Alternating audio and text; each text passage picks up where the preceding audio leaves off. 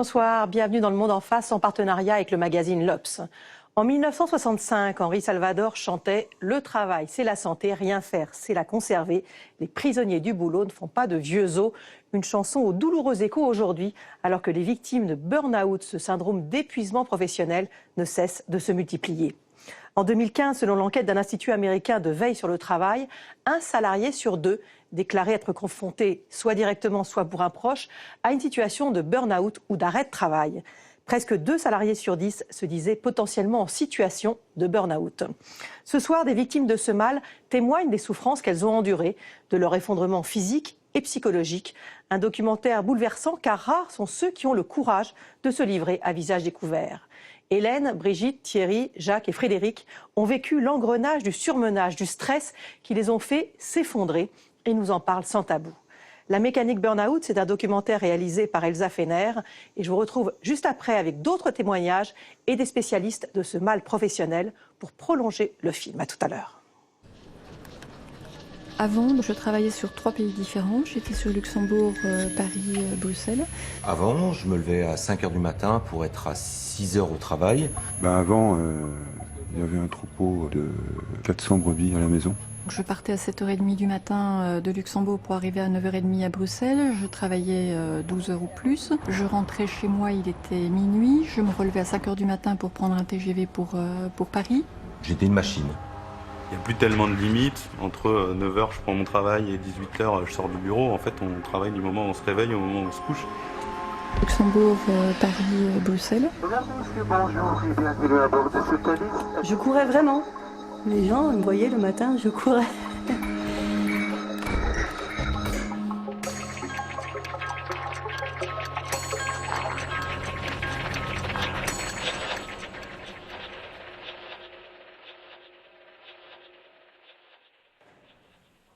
C'est l'histoire d'une société qui s'accélère. Toujours plus vite, avec toujours moins de salariés. Alors brusquement, certains se figent. Si autrefois on pouvait se tuer à la tâche, aujourd'hui c'est la souffrance psychique qui amène à consulter. De plus en plus souvent, on parle de burn-out. Un terme galvaudé qui s'applique à des situations très variées et à tous les métiers. Cadre de banque, cuisinier ou berger. Mais ceux qui témoignent ont un point commun. Le travail qu'ils aimaient a fini par les mettre à terre. Ce qui m'a surprise moi-même, c'est que j'ai pas eu vraiment de signes avant-coureurs du burn-out. C'est venu vraiment brutalement.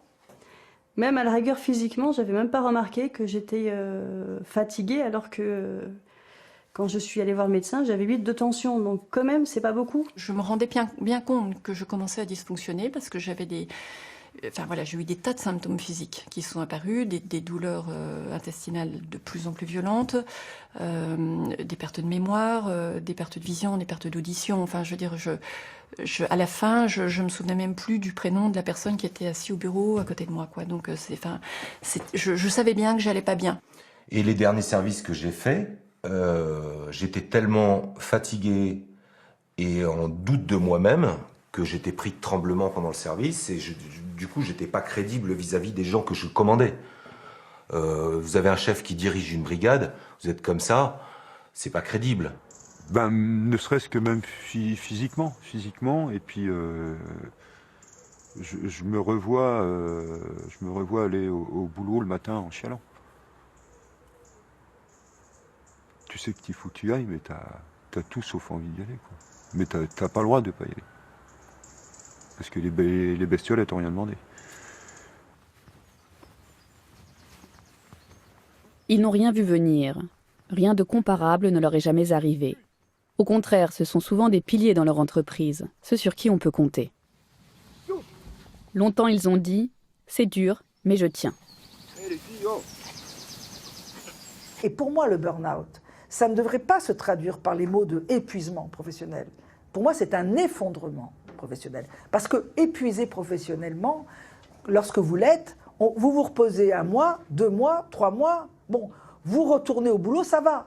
Mais pas du tout. Les gens qui disent avoir un burn-out, ils ont beau se reposer 1 an, 2 ans, 3 ans, c'est ce que j'ai vu, ils retournent devant les grilles de leur entreprise, ils ont des malaises. Donc c'est pas uniquement un épuisement, c'est un effondrement, c'est une remise en question tellement importante de soi, de la confiance qu'on peut avoir en soi, de ce qu'on représente, de la valeur qu'on a, personnelle. Elle est tellement violente qu'on ne peut plus retourner au travail.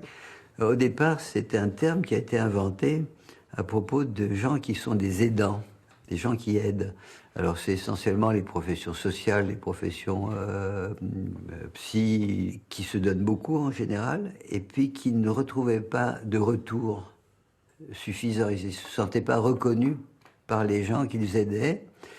Et au bout d'un moment, ils devenaient hyperactifs. C'est-à-dire, ils en faisaient de plus en plus. Et puis à un moment, ils se consument comme une chandelle, d'où le terme burn-out. J'ai perdu plus de 15 kilos, 18 kilos je crois en 2 mois. Je suis passé de 73 kilos à 56 ou 55. Moi, je sais que ça m'est arrivé des fois de rester 3 jours sans bouffer. Et c'est rentré là et c'est sorti directement là. De ce coup, j'ai eu un grand blanc. Comme un bruit blanc de téléviseur dans la tête, une espèce de bourdonnement dans les oreilles. C'est pas difficile, vous ne savez plus où vous êtes. Parce que je tremblais, J'ai l'impression de commencer le marathon. parce que je ne dormais plus, J'étais en train de me faire dévorer. parce que je ne mangeais plus. J'étais enterrée vivante sous la moquette du bureau. Une espèce de sommeil en Des pointillé. cauchemars sans arrêt. Je vais droit dans le mur. Et le mur, je l'ai pris pleine poire.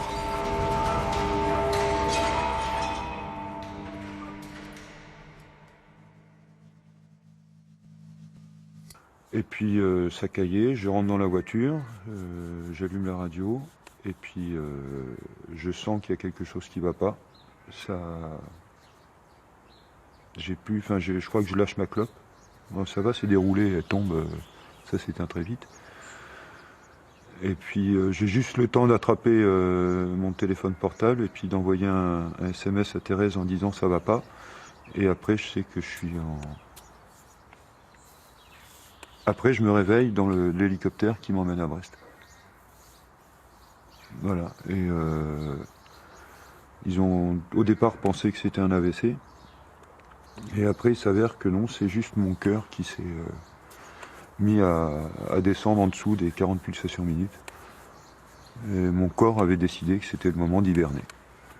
C'est un processus d'hibernation qu'on rencontre chez les marmottes, les ours et les... Qu'est-ce qu'il y a comme autres animaux qui hibernent? Les hérissons, voilà.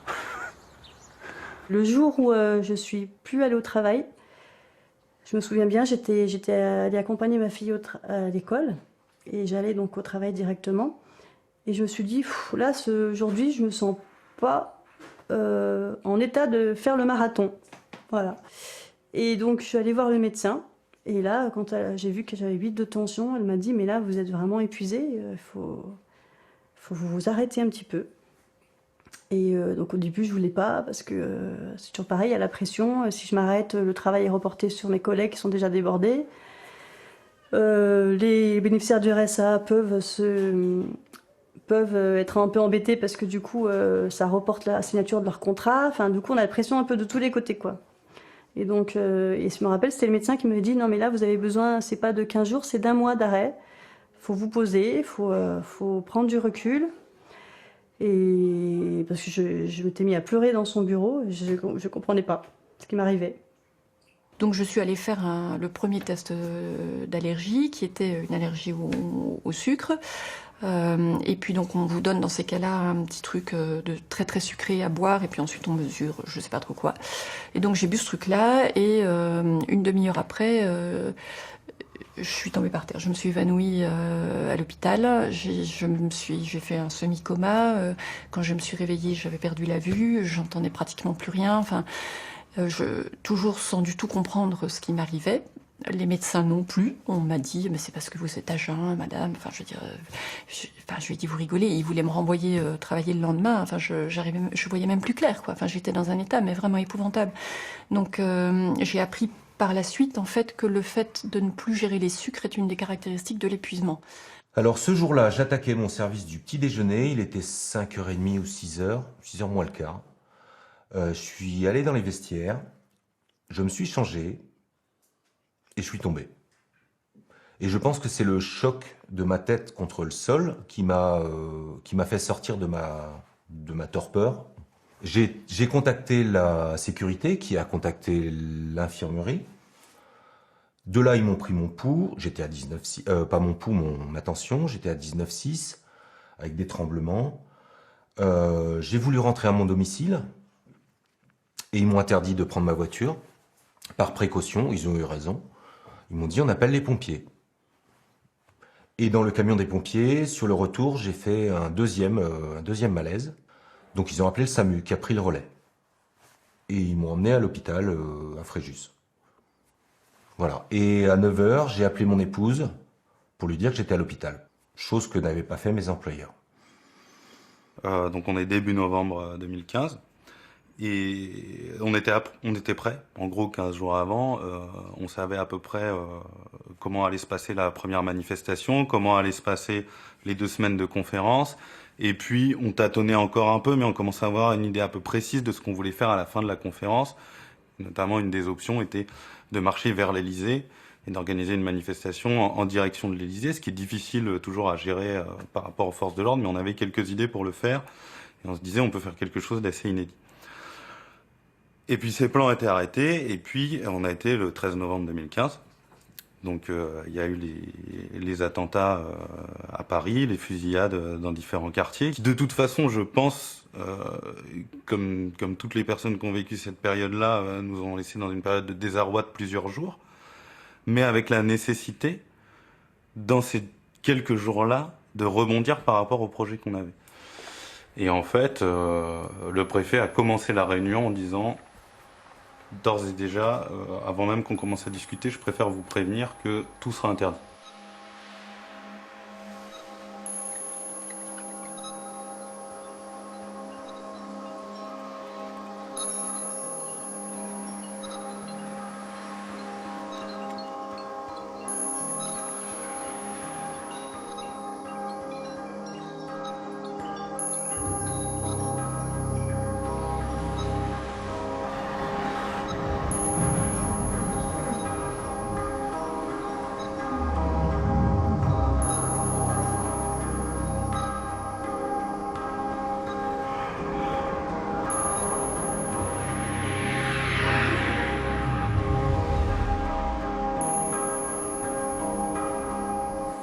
Ça, c'est le niveau de stress standard, sachant qu'on est toujours comme ceci, hein, donc avec des moments en haut, des moments de repos, des moments en haut, des moments de repos.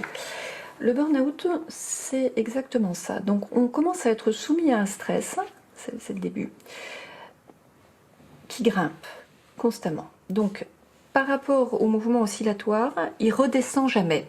Là, on se trouve dans un contexte où il n'y a plus de phase de repos. Donc on commence à être soumis à un stress chronique.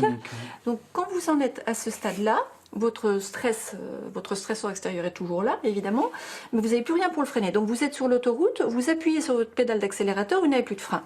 Donc vous faites ça, hop, vous montez pratiquement, pas à la verticale, mais pratiquement.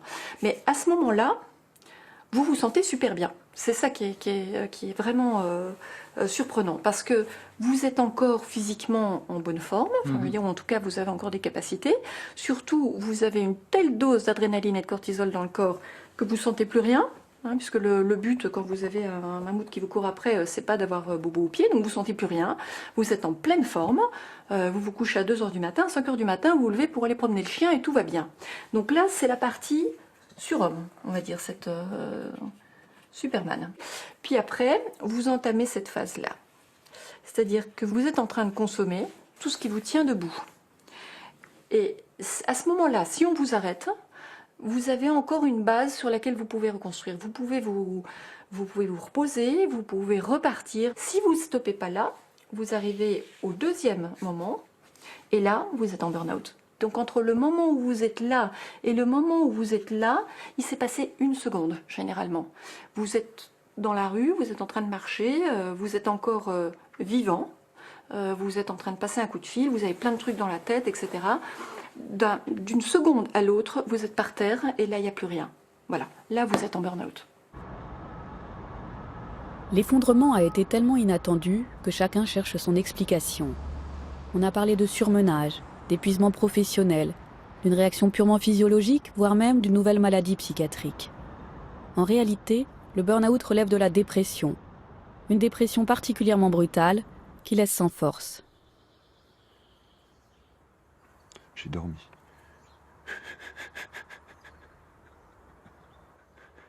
J'ai dormi. J'ai dormi, ils ont débranché toutes les alarmes. Parce que les moniteurs et les monitorings, ils sont réglés en dessous de 50 pulsations minutes, ils se mettent en alarme. Et voilà, donc quand ils se sont aperçus qu'il n'y avait aucune dangerosité du fait que je descende, ils m'ont laissé descendre. Et j'ai passé énormément de temps à dormir. À le jour qu'on suivit à l'hôpital en cardiologie, beaucoup de sommeil, un appétit d'ogre, ce qui fait que les repas d'hôpitaux, ça suffisait pas. Je demandais du pain, des trucs qui... Et donc mon épouse a fini par, au bout du 2e jour, me semble-t-il, par me ramener plein de trucs, des choses dont j'avais envie. Et donc je bouffais comme une porcasse. J'ai beaucoup dormi, j'ai beaucoup mangé pendant 3 jours, parce que j'en avais besoin. Et j'étais à l'hôpital, mais heureux. Une espèce de délivrance, en fait. Donc ça, je peux finir de me préparer la salade là, pour ce soir. Sauf que je trouve plus la planche. Et je vais cuire la viande. Non, c'est moi qui mets pour c'est cuire la viande.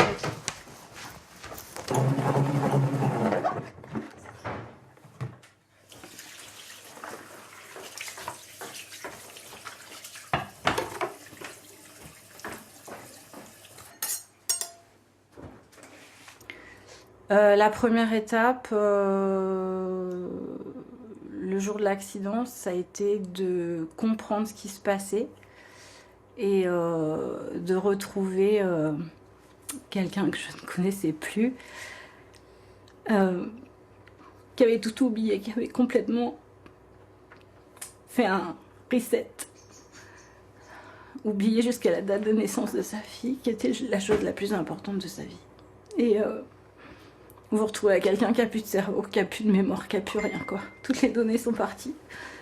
Ça a été la première et grosse étape. C'est toujours pas résolu, hein, parce que il y a encore beaucoup de données manquantes.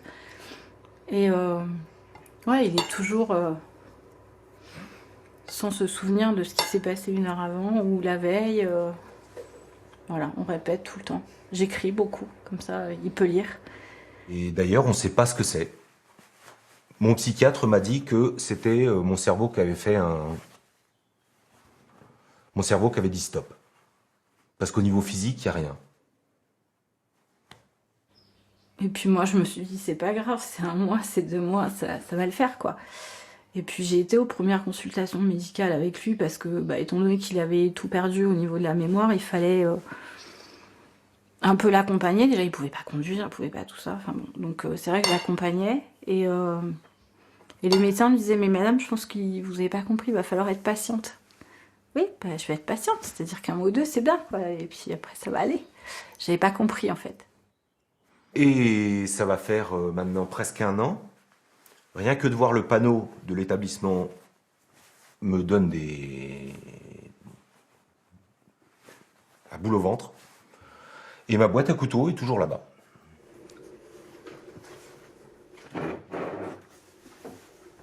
Si la déprime est passagère, la dépression, elle, peut se traduire par une perte d'intérêt et de plaisir durable, une tristesse permanente, mais aussi parfois des difficultés à se concentrer, des insomnies et une fatigue extrême.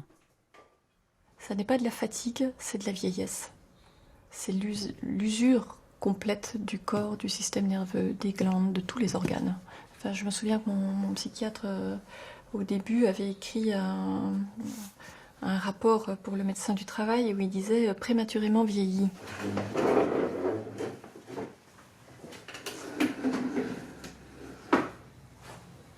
Les sentiments dépressifs correspondent à quelque chose qui est profondément humain. Ce qui est, à savoir, le vide sur lequel on est construit. C'est-à-dire, tout le monde sait que, un beau jour, on ne sera plus là. Et ça se traduirait par, je dirais, l'angoisse existentielle. Et on sait qu'elle existe. On ne veut pas trop le savoir. Donc on s'agite, on crée des relations, on s'inscrit dans des courants, pour ne pas connaître ce fait. Mais il y a des circonstances où tout à coup, vos supports de sentiment d'exister, par exemple, vous appuyez beaucoup sur votre conjoint, ou sur votre identité professionnelle, ou sur votre identité confessionnelle, puis tout à coup, ça marche plus. Et vous vous trouvez face à quoi? Face au vide. Mais c'est normal, c'est pas une pathologie. Vous savez, la question, c'est pas tellement pourquoi les gens se suicident, c'est pourquoi on ne se suicide pas plus. J'avais eu une arme, mon troupeau a été plusieurs fois l'objet d'attaques de chiens, et donc je m'étais armé.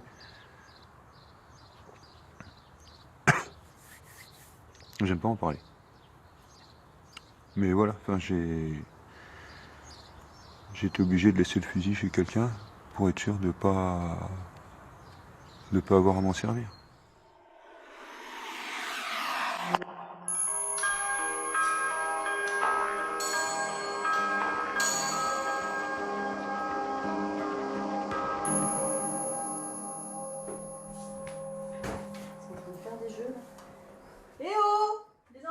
La souffrance psychique au travail est devenue une préoccupation depuis les suicides chez France Télécom. On s'est mis à dénoncer des méthodes de management destinées à pressurer les salariés. On s'est mis aussi à questionner le rôle de la vie privée, de l'entourage, des soutiens amicaux et familiaux.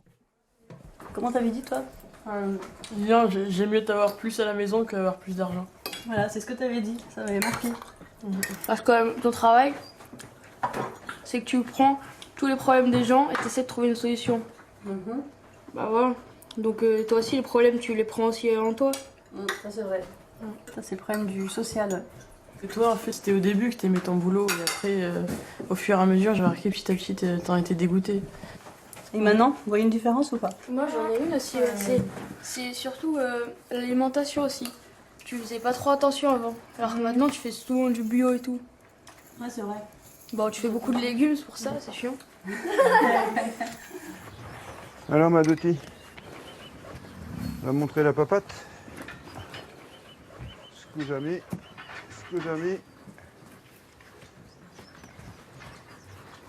Ah ma belle, viens voir là.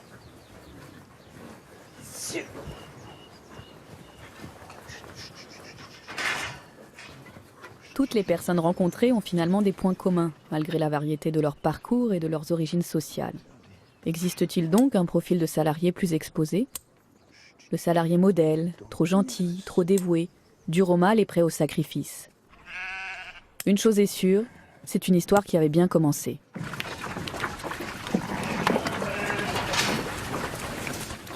Voilà, bien entendu, il suffit d'une conne qui se met.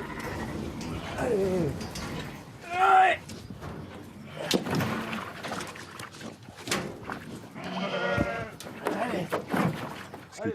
T'as l'image bucolique du berger en montagne. Le mec qui regarde tranquillement son troupeau comme ça, qui pèse dans la pente. Il a le bouquin, il a le bâton, il caresse ses chiens. Voilà, ça. Donc ça, c'est une image que les gens voient quand ils vont en montagne. Mais les gens, quand ils vont en montagne, c'est qu'il fait beau. Et les 3 semaines de flotte que tu t'es pris sur la gueule, là, t'avais personne pour te voir.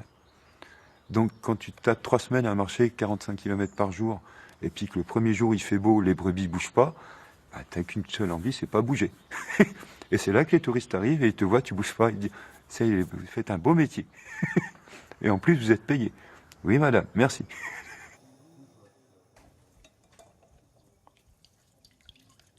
Je crois que personne n'a jamais rêvé de devenir banquier quand il avait 5 ans, quoi. Mais en fait, c'est très intéressant. C'est le plus beau projet que j'ai fait de ma vie. J'ai vraiment des souvenirs merveilleux d'interaction entre les personnes. Enfin, il y avait à la fin un souffle qui nous portait tous. C'était passionnant. Ça a été une expérience humaine géniale de réussir à fédérer tous ces gens, à les faire fonctionner ensemble dans le dépassement et dans la joie. Je vais dire, c'était fantastique. Cela dit, pendant les 6 derniers mois de ce projet, je crois que j'ai travaillé tous les week-ends, sans exception. Quand on a finalisé le projet, donc je crois qu'on a dormi 3 heures en 3 jours. Et en tout, on a dû dormir 20 heures en 10 jours. C'est-à-dire que j'ai jamais été patron, j'ai toujours été employé, mais j'ai toujours fait en sorte que, en tant que responsable de cuisine, j'ai toujours fait en sorte que ça fonctionne comme si c'était ma maison, ma boîte, mon bébé. Et ce qu'il ne faut pas négliger, c'est que dans les facteurs d'émergence de l'épuisement professionnel, il y a l'exposition au stress chronique et il y a l'amour de l'activité. Ça, c'est un point qu'on néglige parfois. L'amour de l'activité, c'est ce qu'on appellerait l'investissement au travail. C'est-à-dire que ce sont des individus qui aiment leur activité et quand on pose le mot « aimer son travail », ça veut dire qu'il y a un lien affectif. Dans mon éducation, il y a un côté un petit peu pervers en ce qui concerne le travail. C'est-à-dire que quelqu'un qui ne travaille pas, c'est un feignant. C'est la raison pour laquelle je n'ai jamais été en arrêt de travail. C'est la raison pour laquelle je n'ai jamais été au chômage. Et j'ai été éduqué comme ça. C'est-à-dire qu'on ne s'arrête pas de travailler. On ne s'arrête pas. Voilà. Et que ce soit le paysan du Léon ou l'éleveur de vaches dans le Limousin ou le berger en estive, ça ne se fait pas de s'arrêter. C'était pour les faibles, ça n'arrivait qu'aux autres. Ça ne pouvait pas m'arriver à moi. Moi, je tenais. Quelle que soit la circonstance, je tenais. C'était pour ça qu'on m'employait. J'étais une machine de guerre, comme on disait, donc j'étais quelqu'un qui n'avait aucune faiblesse. Quand on travaille chez Greenpeace, on a l'impression qu'on est là pour sauver la planète. Et en fait, c'est quand même une charge psychologique forte, que tout le monde vit plus ou moins bien. Et peut-être aussi qui est dû à un surplus d'ego, très certainement chez un certain nombre d'entre nous. Maintenant, moi, en tant qu'adulte, je m'imagine pas arriver et dire bon, alors je fais cette mission d'1 an, mais alors par contre, je vous préviens, je travaille pas le week-end, je travaille pas le soir. C'est pas possible en fait. Ça ne marche pas comme ça n'est pas possible. Et surtout, je pense que, comme y compris les professionnels, ils s'attendent à autre chose du milieu associatif, ça les surprend d'autant plus d'entendre ce que tu racontes. Et en fait, moi, je me souviens 1 ou 2 fois d'avoir vu dans le regard des gens en face, non mais oui, c'est normal, c'est sérieux en fait ce qui se passe chez vous et c'est pas complètement normal et c'est surprenant et c'est étonnant et c'est scandaleux à certains titres. Après, il y a aussi le fait qu'en réalité, quand tu travailles sur, je sais pas comment le formuler, mais à défendre des valeurs de justice sociale, je vois pas comment tu peux te préserver en faisant ça. Parce qu'en réalité, t'es un espèce de Don Quichotte, sauf à être complètement cynique. Et tu défends des choses qui sont en contradiction complète avec ce que tu vis au quotidien et tu t'essaies d'avancer des choses qui sont minimes par rapport au monde de merde qui t'entoure, pour le dire très bêtement, tout simplement.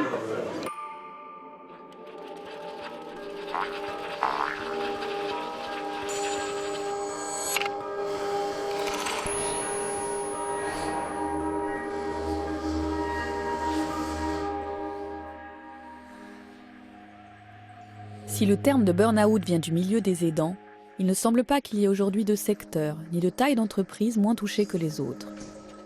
Les salariés investis sont sans doute les plus concernés. Ce n'est pas seulement leur investissement qui est en cause, mais c'est aussi et surtout ce que leur entreprise leur propose en échange. Promotion, salaire, organisation du travail ou méthode de management. Alors, le salarié vertueux, c'est très intéressant. On sait tout à fait à quoi il correspond. Il est flexible, mobile, disponible, loyal.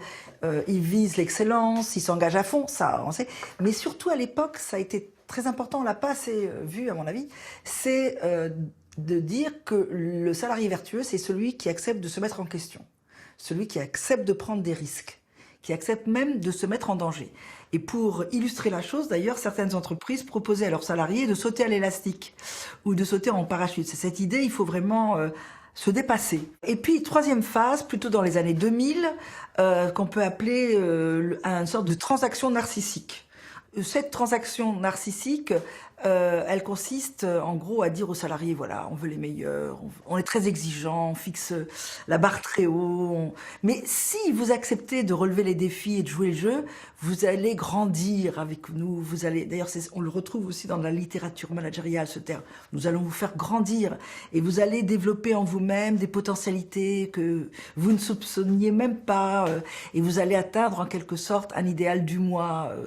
Vous allez tirer un bénéfice narcissique réel de ces règles du jeu qui consistent à se dépasser en permanence, à faire la démonstration qu'on est le meilleur, on est meilleur que ses collègues, que les clients qu'on arrive à convaincre, etc., etc. Et en fait, on assiste à un collage, à un miroir parfait entre la construction identitaire de tout être humain et ce que propose l'entreprise en disant « Venez chez nous, vous aurez un sentiment d'appartenance. Venez chez nous, vous aurez un sentiment de reconnaissance. » Et plus les entreprises sont sur un versant affectif, plus en fait on est dans une relation quasi amoureuse entre la personnalité de l'entreprise et l'individu.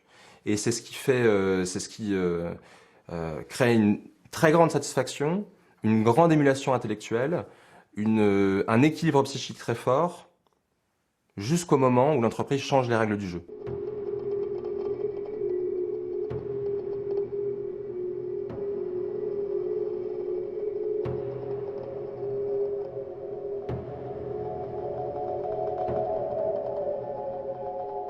D'une part, j'avais plein de contingences extérieures qui pesaient sur mon travail et qui m'empêchaient de le faire. Parce que les projets de manifestation étaient annulés, parce que la préfecture nous mettait des contraintes hyper importantes, parce que le stress dans lequel on vivait tous suite aux attentats rendait nos discussions difficiles. Et en plus, en interne, j'avais ce que j'ai appelé avec eux le syndrome de la porte fermée, c'est-à-dire qu'ils s'étaient mis à prendre les décisions sans m'associer à la discussion.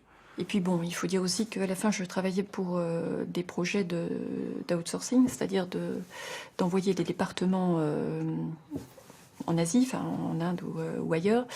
Et donc, éthiquement, ça me correspondait pas vraiment. Donc, ça me correspondait même pas du tout, on va dire très clairement. Et donc, j'avais un gros problème d'éthique par rapport à mon travail et un gros problème de sens. Suite à ce changement d'enseigne, on a senti vraiment un détachement vis-à-vis du personnel et le fait qu'on était plus des machines et des numéros et des robots, qu'il n'y avait rien d'humain, quoi. Et quand on tombe sur une personne qui profite du fait que vous soyez gentil, dispo et non regardant des horaires, je suis tombé sur une personne qui a profité de cette situation-là et qui, de par le fait, m'a chargé et rechargé et surchargé sans aucune reconnaissance par rapport à mon travail. Et c'est même le contraire, c'est que pour profiter de moi, il a fait en sorte de me faire douter de mes compétences professionnelles.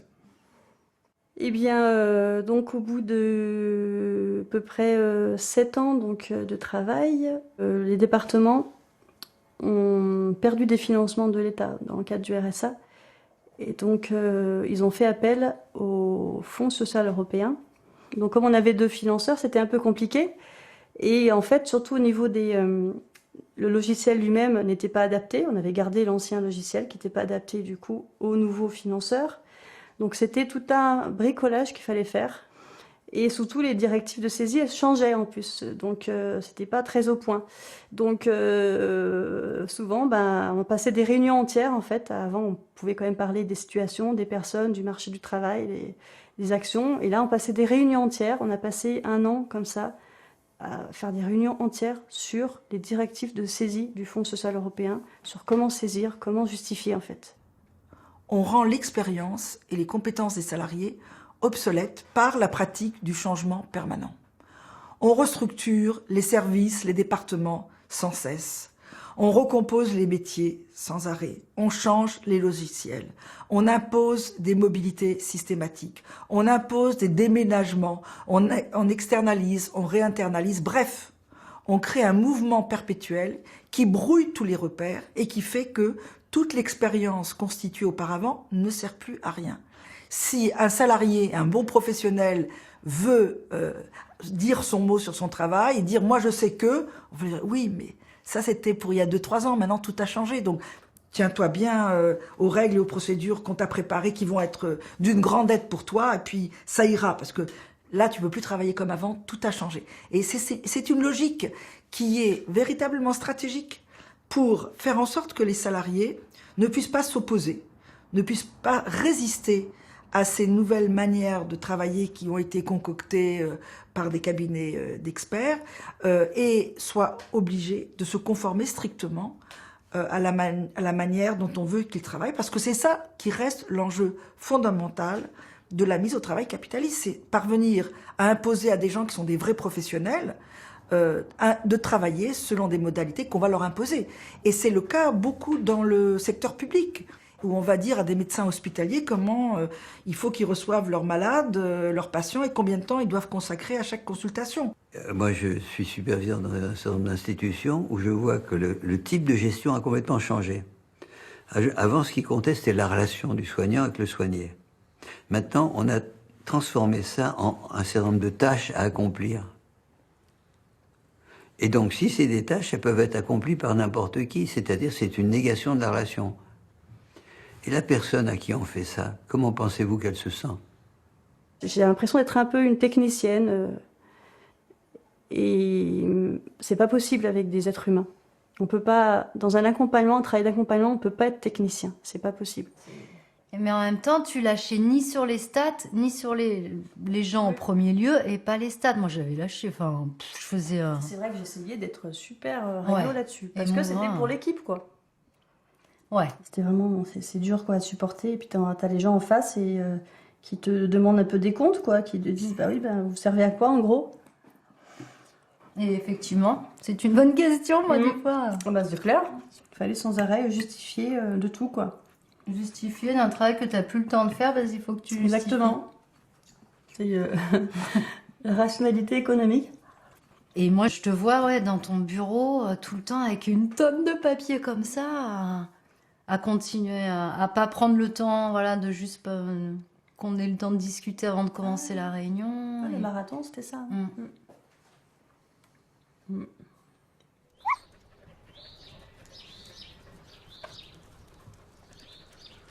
Puis je me dis, voilà, pourquoi pas, il est peut-être temps, j'ai 40 ans, c'est l'âge mûr, donc il est peut-être temps de poser les valises pour de bon et puis d'avoir sa propre ferme. Donc je quittais ce statut de berger salarié et j'endossais le costume de paysan. Donc moi j'avais un contrat où normalement mes subventions tombaient au mois de décembre. Donc ça c'est les contrats signés par l'État. Ça devait tomber en décembre et donc moi comme mes subventions tombaient en décembre, tous mes remboursements d'emprunt et tout ça tombait en janvier. Comme ça les sous arrivaient, je passais Noël, j'étais content. et après je payais et puis c'était marre quoi. Sauf que plusieurs années de rang, les aides qui tombaient en décembre, elles étaient au mieux versées à partir du mois de juin, et sinon au mois de novembre.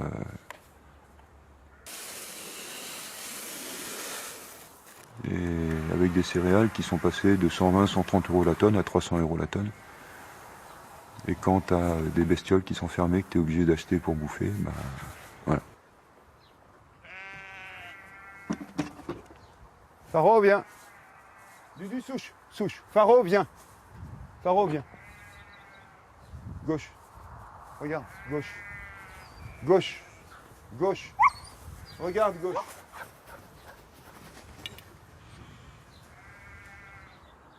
Au début, tu dis au gars, c'est bon, ça va, les subs vont tomber. Donc le mec, il attend un peu, et puis après, tu as une merde sur ton tracteur, tu vas retourner le voir, puis tu dis, mais t'as déjà 6 mois de retard sur la dernière facture, donc là, tu commences vraiment. Et c'est là que tu décroches, peut-être tu commences un peu à raser les murs, tu commences à essayer de te démerder par toi-même, plutôt que d'envoyer réparer, tu fais les réparations toi-même, mais comme t'es pas mécano, ça tient pas. Voilà, c'est probablement le début du décrochage, là où... Et puis t'as plus la fierté, quoi.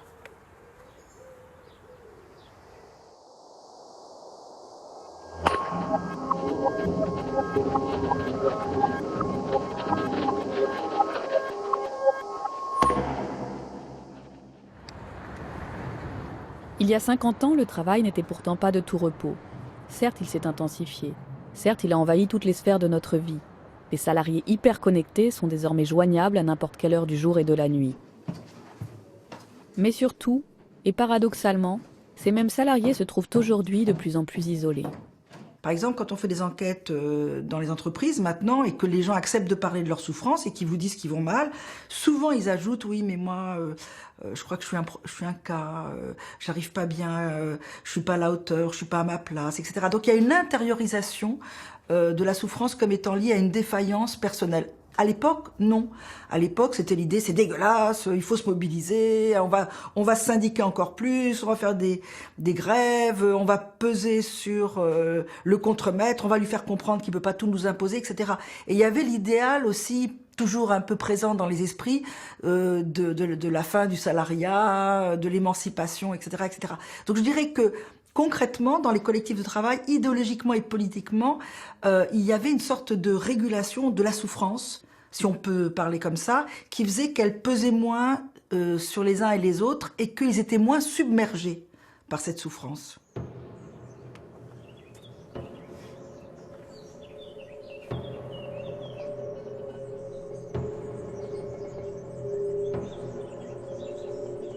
Je vous avouerai que mon arrêt de travail, je le vis pas spécialement bien parce que je me sens un peu inutile vis-à-vis de la société, vis-à-vis aussi de mon ménage. J'en souffre. C'est pas de gaieté de cœur. Et je sais pas si ça a été complètement pris en compte puisque quelques mois après, j'ai aussi décidé de quitter Greenpeace pour travailler dans une autre association. Et en partie parce que ces nouvelles procédures m'inquiétaient. J'étais arrivé dans une association où on me donnait beaucoup d'autonomie et beaucoup de responsabilités. Et puis j'étais maintenant dans une association où j'avais toujours beaucoup de responsabilités, mais de moins en moins d'autonomie. Alors, mon troupeau a été revendu, mon matériel a été revendu, et ceux qui ont racheté le troupeau et le matériel ont repris mes terres en fermage. Donc, enfin, la structure que j'ai créée, c'est pas dissoute. Ce qui m'aurait vraiment fait mal, c'est de voir que ce soit repris par quelques voisins coureurs de terre qui seraient empressés de tout, moi j'appelle ça saccager pour mettre du maïs, ou que ça retourne à l'agriculture très très intensive. Non, la vallée est protégée. Voilà. Donc j'ai repris le poste de Brigitte environ 6 mois après son départ. Et donc moi je suis resté en fonction pendant environ un an et demi. Et puis après, en effet, je suis tombé, on va dire, à mon tour. Voilà. Et ce qui était magnifique, c'est que pendant cette période-là, moi j'étais déjà tombée. Oui, voilà. tu Moi tenais, oui. J'avais claqué complètement. 1 an avant toi, à peu près. Donc tu voyais l'état où j'étais. Oui. Et en fait, malgré tout, oui. Je veux dire, heureusement, du coup, tu as réussi à t'arrêter. Oui. Juste à temps. Juste à temps. Voilà, donc quand j'ai rencontré pour la 2e fois la médecin du travail, au bout du 2e mois d'arrêt, donc j'ai expliqué qu'il n'y avait pas de possibilité d'aménager le poste. Et voilà, même de passer à mi-temps, etc., que c'était pas possible. Donc du coup, c'est là qu'elle m'a parlé de l'inaptitude au poste. Donc elle a quand même pris des gants pour me le dire, parce que quand même, le mot inapte, c'est un petit peu particulier. On se le prend bien dans la figure. Et voilà, parce que ça veut dire que voilà, on a fait ça pendant 9 ans, puis d'un seul coup, du jour au lendemain, on n'est plus capable de faire ce travail-là. Et là, c'était fantastique. Donc, on avait déjà trouvé les termes de l'accord, il fallait plus que je signe le contrat. Il m'avait reçu dans le hall en bas. Il n'y avait personne pour mon départ, alors que j'avais travaillé plus de 10 ans dans cette boîte-là. Il y a juste une secrétaire qui m'a donné le truc à signer. Et c'était fini.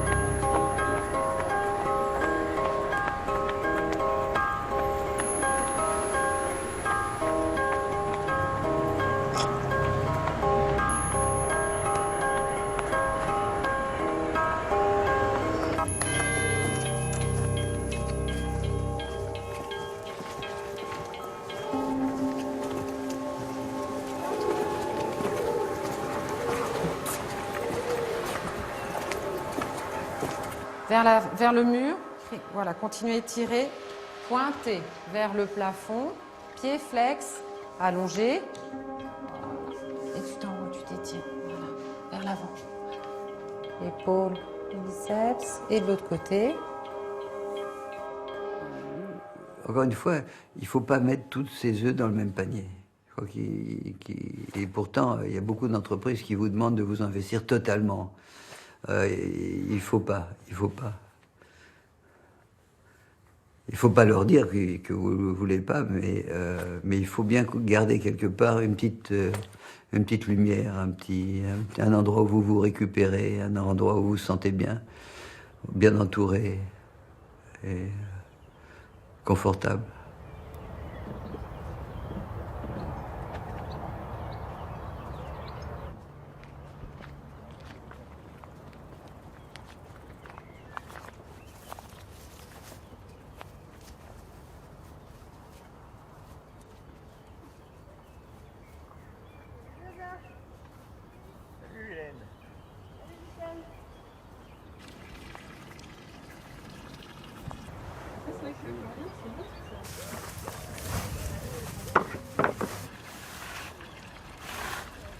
En fait, c'est un couple de propriétaires et qui nous ont dit qu'ils avaient un grand jardin et qu'ils avaient envie de le partager avec d'autres personnes.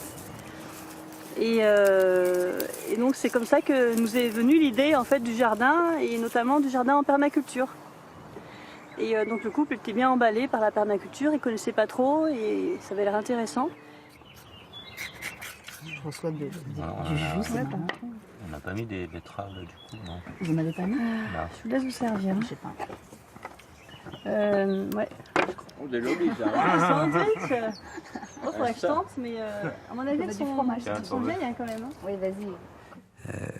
Mais l'idée, c'est plutôt de diversifier nos investissements.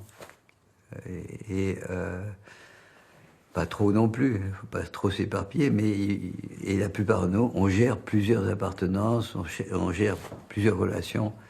Et la liberté de l'humain, c'est de pouvoir choisir ses aliénations.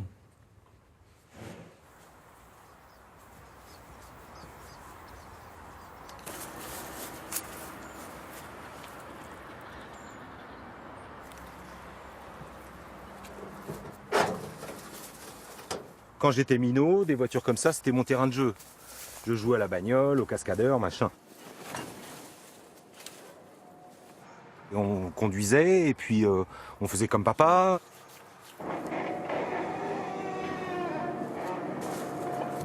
Donc là, il y a une dizaine de Renault 5 Alpine, 3 Range Rover, Cadillac Eldorado 56.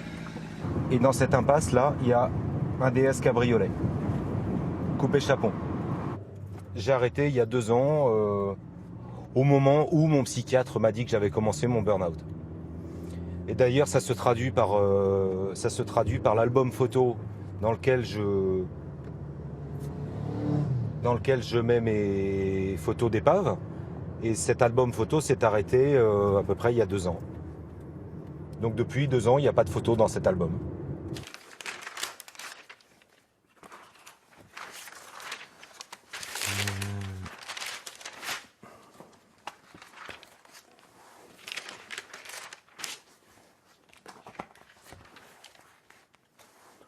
La fameuse 2 chevaux, elle est en noir et blanc et elle est beaucoup plus fraîche que maintenant. Ah, les bestioles.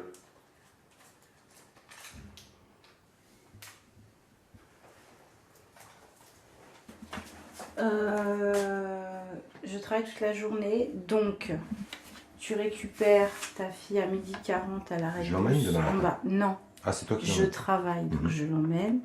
Tu la récupères à 12h40. Tu partes à 12h30, c'est bon. Oui, bah oui. Je te le marque ou... Non, c'est bon. Là, Le repas de 13 à 14h. de 13 à 14h, je vais t'écrire quoi? Je sais pas là pour l'instant, il faut que je réfléchisse. Et à 14h, 14h05, vous partez de la maison pour aller à la danse. C'est bon? Oui. Je te mets le papier là. Voilà. Et je m'en occupe demain matin, c'est bon. D'accord. C'est moi. Tu veux du pain? Il y a un tout petit bout, hein. Tu fais griller ou pas? Non, merci.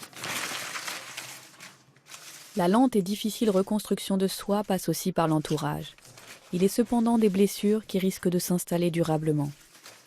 Enfin, à peu près depuis cette période, j'ai beaucoup plus de mal à supporter les sifflements, les gens qui sifflent dans la rue ou les gens qui se mettent à siffler, etc. Et ça me provoque vraiment une réaction nerveuse importante, quoi. Ça m'énerve, ça m'agace, ça me fait sursauter. Mais en termes de crispation, moi j'aurais le bruit du Thalys.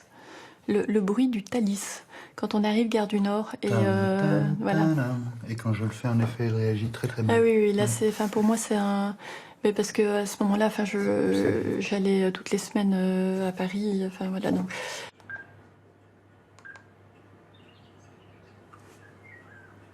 J'ai oublié son numéro. Voilà, et voilà.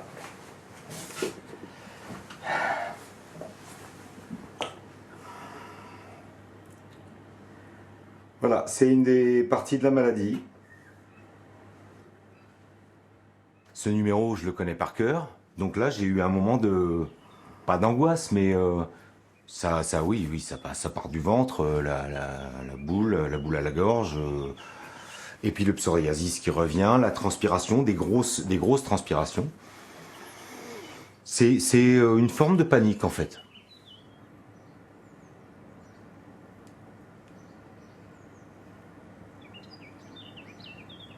Je me pose un peu.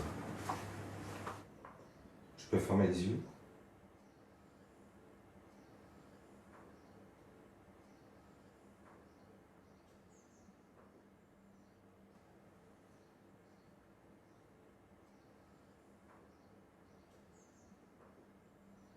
Et là, en fait, j'ai ce qu'on appelle des sueurs froides.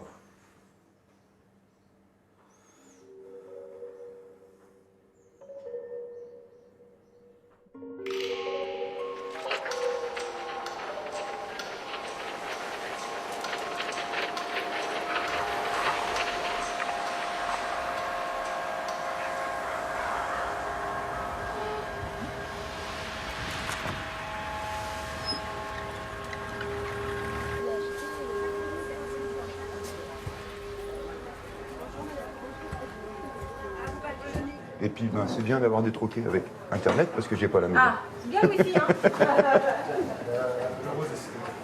De ne pas avoir Internet à la maison, justement, c'est de m'obliger à sortir de mon cadre, à rester en éveil par rapport à ce qui se passe dans la société et voilà. Ça parle du burn-out et comment en sortir. Ah, c'est pas inné du tout. Oh, je sais. Toi, vous y êtes passé aussi? Plus ou moins. Vous faisiez quoi? Photograveur. Photograveur? Avec des heures pas possibles. Ouais. Toujours vite. Non, je suis en retraite. C'est bien. Ça fait du bien de se reposer. Ça fait du bien. Bon, moi, je suis plus très jeune, mais il y a encore 20 ans, 30 ans, c'est quand même pas l'ère préhistorique. D'abord, il y avait 3 ou 4 fois plus de paysans dans les quartiers, donc les gens se croisaient, se voyaient sur le chemin. Aujourd'hui, moi j'ai un mécanicien agricole qui disait, mais maintenant tu vas dans les fermes déposer un bidon d'huile, t'as même plus de chiens dans la ferme, tu vois plus personne, quoi. Et je pense que quand ça va mal, je pense que ça complique beaucoup la situation. Tu peux pas... la petite discussion derrière le talus, comme on dit, tiens, on s'arrête, on va taper la discute. Ben, d'abord, il n'y en a pas beaucoup. Il a plus le temps parce que il a pris les fermes des 2 ou 3 qui ont arrêté avant lui et il est tout seul dans son quartier, quoi. Et au niveau moral, t'as réussi à reprendre le dessus assez facilement? Ouais. Ouais. Disons, à partir du moment où j'ai compris que, en restant tout seul dans son coin, tu fais rien d'autre que de ruminer et puis de tourner en rond. Donc ouais, j'ai été bien accompagné. J'ai commencé pendant 2 ans, j'ai suivi une psychanalyse très intensive au départ, à 2 séances par semaine et c'est pareil, non remboursé par la Sécu. C'est comme ça. Mais voilà, à un moment, il a fallu se prendre en main et savoir bien s'entourer. Tant qu'on est en rage, on n'est pas déprimé. Le contraire de la dépression, c'est pas un état normal. On essaie absolument de rendre les gens normaux. D'abord, qu'est-ce que c'est que d'être normal? Déjà, c'est un problème. Mais ça veut dire pas embêtant, quoi. Or, le contraire de la déprime, c'est la rage. Ça ne veut pas dire que les gens doivent forcément assassiner leur patron, des choses comme ça. Je ne suis pas en faveur de ce genre de mesures extrêmes. Mais quand même que les gens puissent percevoir qu'ils ont le droit. On a le droit d'être en rage, on a le droit de le ressentir.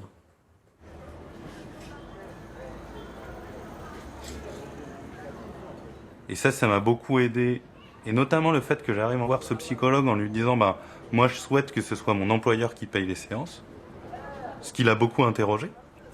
Et qui nous a amené à en discuter. Et du coup à essayer d'évaluer la responsabilité de l'employeur dans ma situation. Par rapport à, je dirais pas ma responsabilité, mais disons à des éléments externes, personnels et individuels qui relèvent pas de la responsabilité de l'employeur. Moi, si j'étais à la place de la direction à ce moment-là, j'arrêterais tout.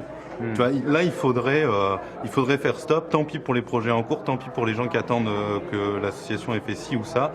Là, il faut s'occuper des personnes parce qu'elles sont en danger, elles sont pas bien. Quand tu nous as alertés, ça a aidé à cette prise de conscience aussi. Parce qu'à un moment donné, on s'est dit, même quelqu'un comme Fred, qu'on connaît depuis longtemps, très engagé, très militant, très solide, on va dire ça comme ça, peut se retrouver en situation difficile. Et du coup, la réflexion sur les risques psychosociaux et tout, ça vous a aidé, enfin dans la dernière phase un peu Ça nous a aidé, et puis ce qui nous a aidé aussi, c'est que une partie de la réorganisation, ça a été aussi à un moment donné la décision de muscler l'équipe des ressources humaines. Tu vois, ne serait-ce que depuis que tu es parti, il y a eu un renforcement de l'équipe mobilisation, un renforcement de l'équipe digitale, on va recruter encore à la collecte et tout ça pour faire en sorte que les équipes soient plus étoffées, surtout plus homogènes, qu'il n'y ait pas des équipes qui soient mieux staffées que d'autres, quoi.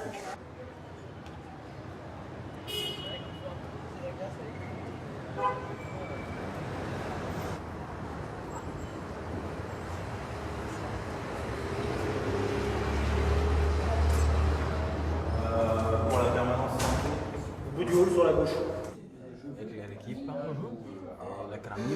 Moi, ce que je me pose beaucoup comme question dans des associations où le travail, il est, j'ai envie de dire, par nature très stressant, c'est est-ce qu'on peut toujours empêcher la surcharge ou est-ce qu'il ne faut pas aussi, des fois, avoir des fusibles ou en tout cas des procédures d'urgence parce que on est dans des métiers où peut-être on n'arrivera pas à empêcher que ça arrive.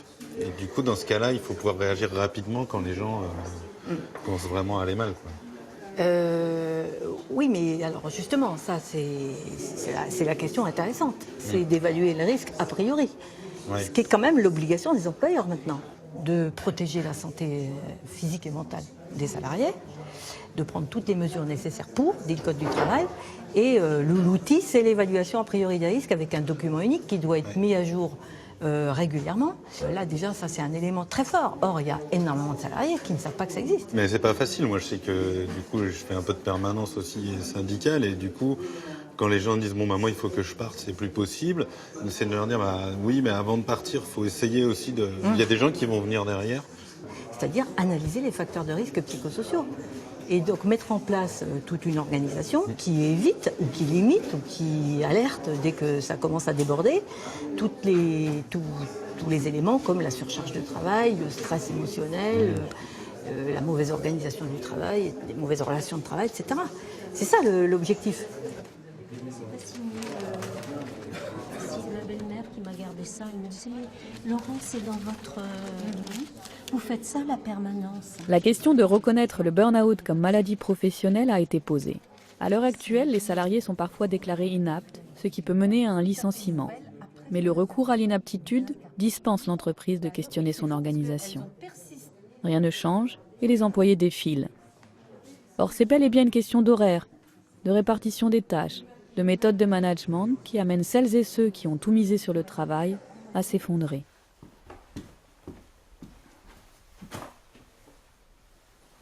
J'ai repris le travail depuis 4 mois à peu près. Donc je suis revenue exactement dans le type de travail où j'étais avant. C'est vrai que les premières semaines, ça n'a pas été simple pour moi, alors même que je reprenais à mi-temps. J'ai de nouveau des symptômes de stress que je n'avais plus depuis des mois.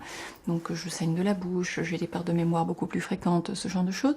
Et en même temps, je sens que cette dynamique me redonne une énergie que je n'aurais pas retrouvée autrement. Donc je crois que c'est très important de réussir à reprendre parce que ça permet de sortir du trou, vraiment, de renouer des contacts, d'avoir la sensation qu'on fait partie de la vie de nouveau. Qu'on n'est pas à côté, dans les coulisses ou dans un endroit sombre, qu'on a réussi à réintégrer. Pour l'estime de soi, c'est super important. Par exemple, quand j'ai signé mon nouveau contrat de travail, et à un moment donné, il y avait une modalité sur la récupération du travail le week-end qui n'était pas claire. Donc j'ai demandé une clarification, on m'a donné une explication qui n'était pas satisfaisante. Donc j'aurais dit, moi en l'état, je ne signe pas un contrat de travail où je comprends pas vos modalités de récupération du travail le week-end.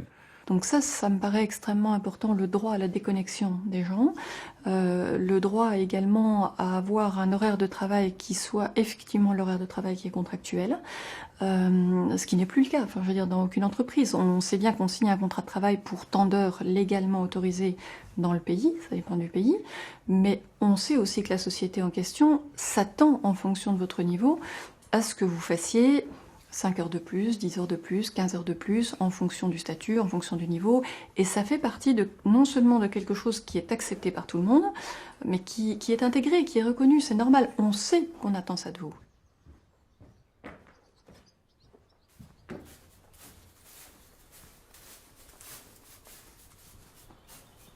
Et puis effectivement, j'ai été berger et j'ai été, je crois, un bon berger. Après, j'ai été paysan, j'ai été un mauvais paysan. Enfin, j'ai pas été un paysan qui a réussi. Et donc voilà, là maintenant, j'ai décidé que je serais à la fois berger, meneur de chiens, scénariste, réalisateur, acteur. Et, voilà. Et vive la vie.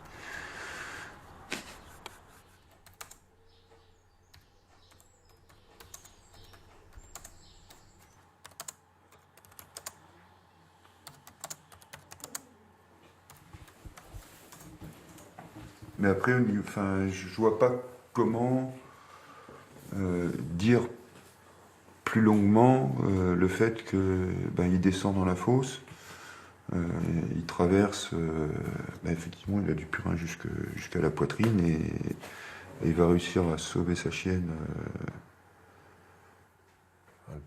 La fosse à purin et tout ça, il y a déjà vachement d'éléments qui dégoulinent. Ouais, qui sont...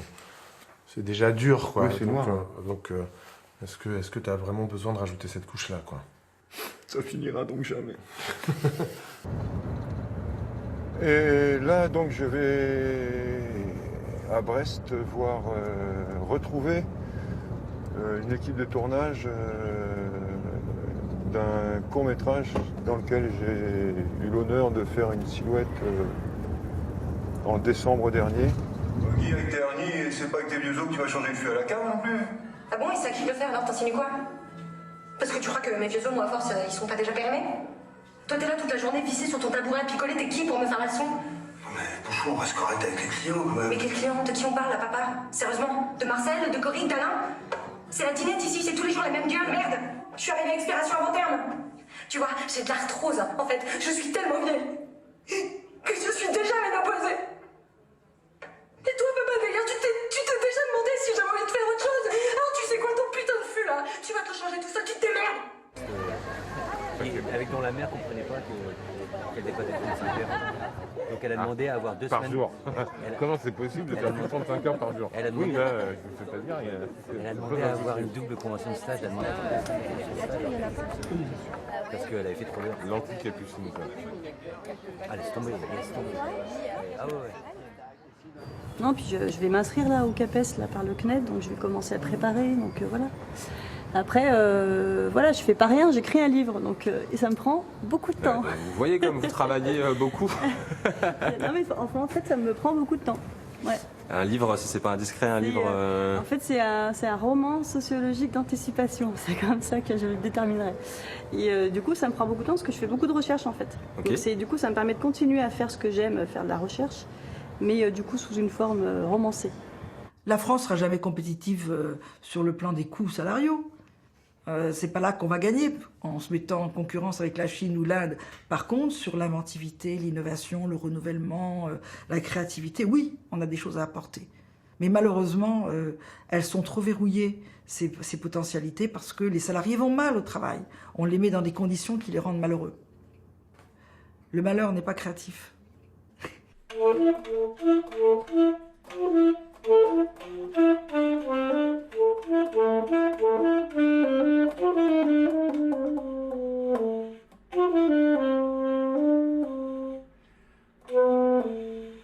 Ma situation, elle est bonne, puis je suis quelqu'un de... Je suis heureux aujourd'hui, je suis pas quelqu'un de malheureux, je suis pas déprimé, je suis pas en dépression. Mais c'est plutôt...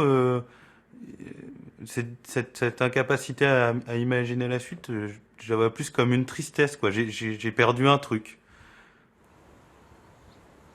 C'est un mal humain. Je sais pas. Je sais pas est-ce qu'on peut utiliser un terme spécifique pour ça. C'est tellement de choses. Le fait de dire dépressif me fait un petit peu... Pas peur, mais on a tous le stéréotype du dépressif, du mec qui va se foutre en l'air, machin. C'est pas mon cas. Burnout, j'assume le terme de burn-out. Maintenant, si on veut faire une métaphore un peu hasardeuse, je dirais indisponible. Je pense que quand on s'est forcé pendant longtemps à essayer de rentrer dans cette logique, dans ce monde-là, quand on en sort, c'est radical, je crois. Je pense pas qu'on puisse en sortir à moitié. C'est comme si on traversait un feu. C'est vraiment ça, parce qu'on on voit rien extérieurement, et à l'intérieur, on est dévasté. Enfin, je veux dire, on est dévasté. Mais quand on réussit à traverser, quand on réussit à faire les transformations internes nécessaires, à comprendre ce qui s'est passé, ce qui vous a amené là, c'est probablement ce qui me sera arrivé de plus important dans toute ma vie.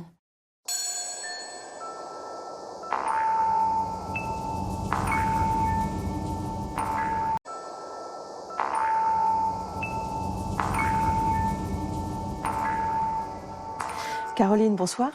Bonsoir. Merci beaucoup d'être là pour témoigner de votre burn-out, puisque vous en avez été victime. Alors, vous avez travaillé durant 20 ans dans le secteur de la bijouterie de luxe. Vous aviez un poste très important, directrice de clientèle, et vous aimiez votre travail. Oui. Profondément. Profondément. L'engagement, l'investissement. Tout me plaisait en fait dans ce travail, sauf les conditions. J'imagine que vous comptiez pas vos heures. Ah oui, on les compte pas. Là, les 35 heures, c'est tous les 2 jours. En dehors du travail, je dirais point de salut. Puisqu'il faut de toute façon faire plus. Donc on est obligé d'y passer plus de temps. Il y a évidemment, on est disponible 7 jours sur 7, 24 heures sur 24. Vous pouvez avoir un coup de fil à minuit ou un mail encore à 5 heures du matin. Et il faut répondre. Il faut toujours répondre. Les vacances, c'est pareil. Finalement, les vacances, vous êtes toujours disponible. Donc en fait, il n'y a plus tellement de... Il y a plus de séparation entre la vie familiale, la vie sociale et la vie professionnelle. Tout va être un petit peu mélangé et prendre de plus en plus de poids. Et donc ça s'est bien passé pendant assez longtemps. Qu'est-ce qui s'est passé tout d'un coup ? Qu'est-ce qui a bougé ? Alors tout d'un coup, ça a été, je crois, là, de plus en plus de surcharge de travail, effectivement des responsabilités de plus en plus importantes, et l'envie de progresser, l'envie de réussir, l'envie de montrer qu'on est capable. Effectivement, j'ai pas mal de ressources, pas mal d'énergie. Et avec des objectifs de plus en plus élevés, on arrive à les atteindre, donc on va en avoir d'autres. Et on a une espèce d'énergie extraordinaire et on progresse, on se pose plus aucune question en fait. On avance avec, je pense, un bon stress, mais qui est de plus en plus. Donc on devient un peu une superwoman, on réussit tout va bien, jusqu'au jour où, alors quasiment, mais sans prévenir, en fait, en pleine nuit, en fait, il y a eu une rupture totale et là, on peut plus se relever. Mais alors, avant ça, il y avait une reconnaissance au travail de ce que vous faisiez ou pas ? Alors, il y avait une reconnaissance, on va dire, à l'extérieur par les clients, peut-être moins à l'intérieur de la société. C'est-à-dire, vous étiez plus... on vous conviait pas partout, vous n'étiez plus... on n'était plus à l'écoute de ce que vous faisiez ? Oui, on n'est plus tellement à l'écoute. Si on réussit, c'est normal, en fait, parce que c'est facile. Ou alors, c'est parce que c'est pour montrer que les autres sont moins bons. alors qu'en fait, on est là pour faire son travail et on est entre... Il y a le côté affectif. Alors, parfois, c'est super, c'est extraordinaire ce que tu fais, ça permet d'avancer, de faire du chiffre, donner du travail aux ouvriers. Et puis, de l'autre côté, le lendemain, ça va être l'inverse. On vous parle plus, ou on vous met plus bas que terre. Alors, pourtant, ça fait des années que vous étiez là, hein. Donc il y a quand même une histoire commune. Oui, alors ça a commencé en fait un peu dès le départ. Et on se dit, bon, c'est pas grave, c'est peut-être moi qui comprends pas très bien le fonctionnement, donc je vais essayer de m'adapter. Et puis on essaie de s'adapter. Puis finalement, on arrive assez bien à encaisser parce qu'on se dit, bon, c'est un autre type de fonctionnement. Voilà, mais jusqu'au moment où, je dirais presque, on devient fou, on comprend plus. En fait, on ne sait plus comment agir parce que ce sont des façons de parler ou des façons d'agir qui sont en dehors de vos schémas de pensée connus, on va dire. Et alors, est-ce que vous avez eu avant, on va parler de cette nuit, vous êtes vraiment effondré, mais avant ça, est-ce qu'il y avait des symptômes déjà, des choses qui auraient pu vous alerter? Oui. Alors, il y a des douleurs, il y a la perte d'appétit totale, il y a des pertes d'intérêt, il y a des émotions vraiment amplifiées. Et devant ces signes, vous n'êtes pas posé des questions? On n'a pas envie de les voir, en fait, je crois. On se dit, on va surmonter, c'est pas grave, on n'écoute pas son corps. Voilà. Aujourd'hui, je sais qu'il faut beaucoup plus écouter son corps parce qu'il y a des signes d'alerte. Et peut-être qu'il a fallu un signe très violent pour qu'enfin je comprenne qu'il y avait des choses qui n'étaient pas normales ou pas en accord, en tout cas. Et justement, avant cette fameuse nuit où le corps a dit stop, il y a eu des jours, des matins où vous vous êtes dit, j'ai pas envie d'y aller? Il y a eu des matins où j'ai pas envie d'y aller, beaucoup. Il y a eu, d'autant que je partais très tôt, je partais à 7h moins le quart le matin, et même des jours où j'ai carrément loupé l'embranchement pour y aller. Donc ça veut dire que vraiment, je voulais pas y aller. Et vraiment, vous n'avez pas écouté? Voilà, vraiment pas écouté. Oui, l'estomac qui se serre juste à la vue du panneau, oui. Et ça même encore quelques années après. Il a fallu du temps pour que le nom de la ville ne me serre plus l'estomac, oui. Et alors donc, le jour où vous êtes effondré, qu'est-ce qui s'est passé? En fait, je suis tombée, mais je suis vraiment tombée physiquement avec des maux de tête épouvantables, comme si j'avais une perceuse en fait qui me vrillait la tête, mais à tel point que je pouvais plus me lever. Donc ça a été l'ambulance qui est arrivée, l'hospitalisation. Et là, vous n'êtes quand même pas dit demain je vais travailler? Alors si. Curieusement, en fait, j'arrêtais pas je hurlais, je peux pas être arrêtée, sortez-moi, il faut que j'aille travailler. Donc c'était vraiment l'obsession d'arriver à surmonter ça. Et très vite, on a compris ce que vous aviez. Oui. Ça a été assez clair. Ça a été assez clair. Oui. Vous avez un mari, 4 enfants. Oui. On ne connaît pas forcément le burn-out. Comment ils ont réagi? Alors, mon mari n'a rien compris. Il dit, ma femme, elle est forte, je suis jamais malade, j'ai jamais eu d'arrêt, j'ai jamais rien. Donc, il a rien compris. Voilà. Les enfants n'ont rien compris non plus, en fait. Pas grand monde a compris. Moi-même, je savais pas ce qui m'arrivait.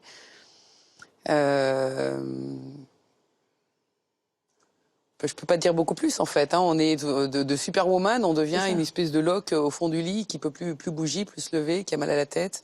Et au bout de 15 jours d'hôpital, c'est ça? Voilà, 15 jours. Vous êtes rentrée après, et là vous étiez même pas capable de sortir de votre lit? Je ne pouvais pas sortir de mon lit, donc je suis partie dans le sud chez mes parents. Voilà, juste pour être, je dirais, sur mes terres et entourée loin, peut-être loin aussi. L'éloignement était important. Et là, voilà, ça a été encore très très long, toujours allongé, à faire des cauchemars, à vouloir voir personne, à avoir des maux de tête épouvantables. On verra ce qui vous a reconstruit. Marie Peuzet, bonsoir. Bonsoir. Vous êtes psychologue, psychanalyste, vous dirigez le réseau Souffrance et Travail. Vous avez créé le premier centre de consultation, c'était en 97. Aujourd'hui, il y en a 130 sur l'ensemble de la France. Alors, ce burn-out, ce syndrome que l'on appelle d'épuisement professionnel, il est un peu mis aujourd'hui à toutes les sauces. Comment déjà on différencie une dépression d'un burn-out? Parce qu'on peut tout mélanger.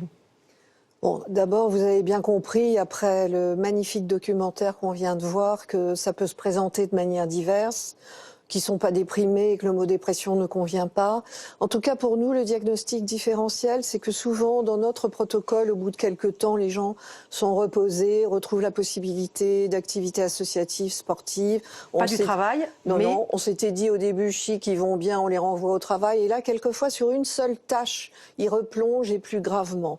Donc la différence avec la dépression, c'est que la dépression vous fait couler dans tous les secteurs de votre vie, alors que le burn-out, au bout de quelques semaines de repos, repos vous permet de reprendre, j'ai envie de dire, la vie normale. Et donc on voit bien que ce mot valise, qui est certes pratique pour tout le monde, ne règle pas la question de rentrer dans ce qu'on va plutôt appeler, je suis assez d'accord avec Daniel Linhart, des effondrements. Les gens font des décompensations somatiques très graves. Vous disiez heureusement que mon corps n'a pas suivi et mon cerveau aussi. Mais le cerveau est d'abord un organe qui fait partie du corps et on n'est même pas dans l'intrapsychique. Quand il décide d'arrêter, il arrête. C'est ça, en plus ce que vous décrivez, c'est vraiment le corps qui s'effondre, hein, de Donc manière tout à fait c'est une littérale. décompensation somatique majeure. Et moi je trouve, en tout cas dans ce qu'on voit dans le réseau, que ce sont des épuisements professionnels extrêmement neurophysiologiques. Et d'ailleurs, nous faisons passer des bilans neuropsychologiques systématiquement pour évaluer l'atteinte de la concentration, de la logique et des mémoires. J'ai appris des choses en regardant effectivement ce documentaire. En 2015, l'Institut de veille sanitaire estimait que 480 000 salariés étaient en souffrance psychique au travail, 30 000 en situation de burn-out. On en est où aujourd'hui ? Moi, je trouve que les chiffres de la CNAM-TS qui viennent de sortir sont plus intéressants. 10 000 accidents du travail liés à des lésions psychiques, ce qui veut dire que sur le terrain, les médecins ont suivi nos conseils de déclarer en accident du travail les pétages de plomb qui peuvent intervenir au décours d'un burn-out plutôt qu'en maladie professionnelle. Alors pour continuer à parler de ce sujet, je vous propose de réagir tout d'abord à un extrait du documentaire. Regardez. Dans mon éducation, il y a un côté un petit peu pervers en ce qui concerne le travail, c'est-à-dire que quelqu'un qui ne travaille pas, c'est un feignant. C'est la raison pour laquelle je n'ai jamais été en arrêt de travail, c'est la raison pour laquelle je n'ai jamais été au chômage. Et j'ai été éduqué comme ça, c'est-à-dire qu'on ne s'arrête pas de travailler. On ne s'arrête pas. Voilà. Et que ce soit le paysan du Léon ou l'éleveur de vaches dans le Limousin ou le berger en estive, ça se fait pas de s'arrêter. C'était pour les faibles, ça n'arrivait qu'aux autres, ça pouvait pas m'arriver à moi. Moi, je tenais. Quelle que soit la circonstance, je tenais. C'était pour ça qu'on m'employait. J'étais une machine de guerre, comme on disait, donc j'étais quelqu'un qui n'avait aucune faiblesse. Emmanuelle Anison, bonsoir. Bonsoir. Vous êtes journaliste, chef du service Société de l'Obs, et avec Jacqueline Rémy, vous avez écrit « Mon travail me tue, burn-out, pourquoi nous craquons tous ». Donc vous êtes parti à la rencontre de ceux qui ont été effectivement massacrés par le travail. Vous avez constaté déjà que ça concernait toutes les professions, ou est-ce qu'il y en a quand même qui sont plus représentées ?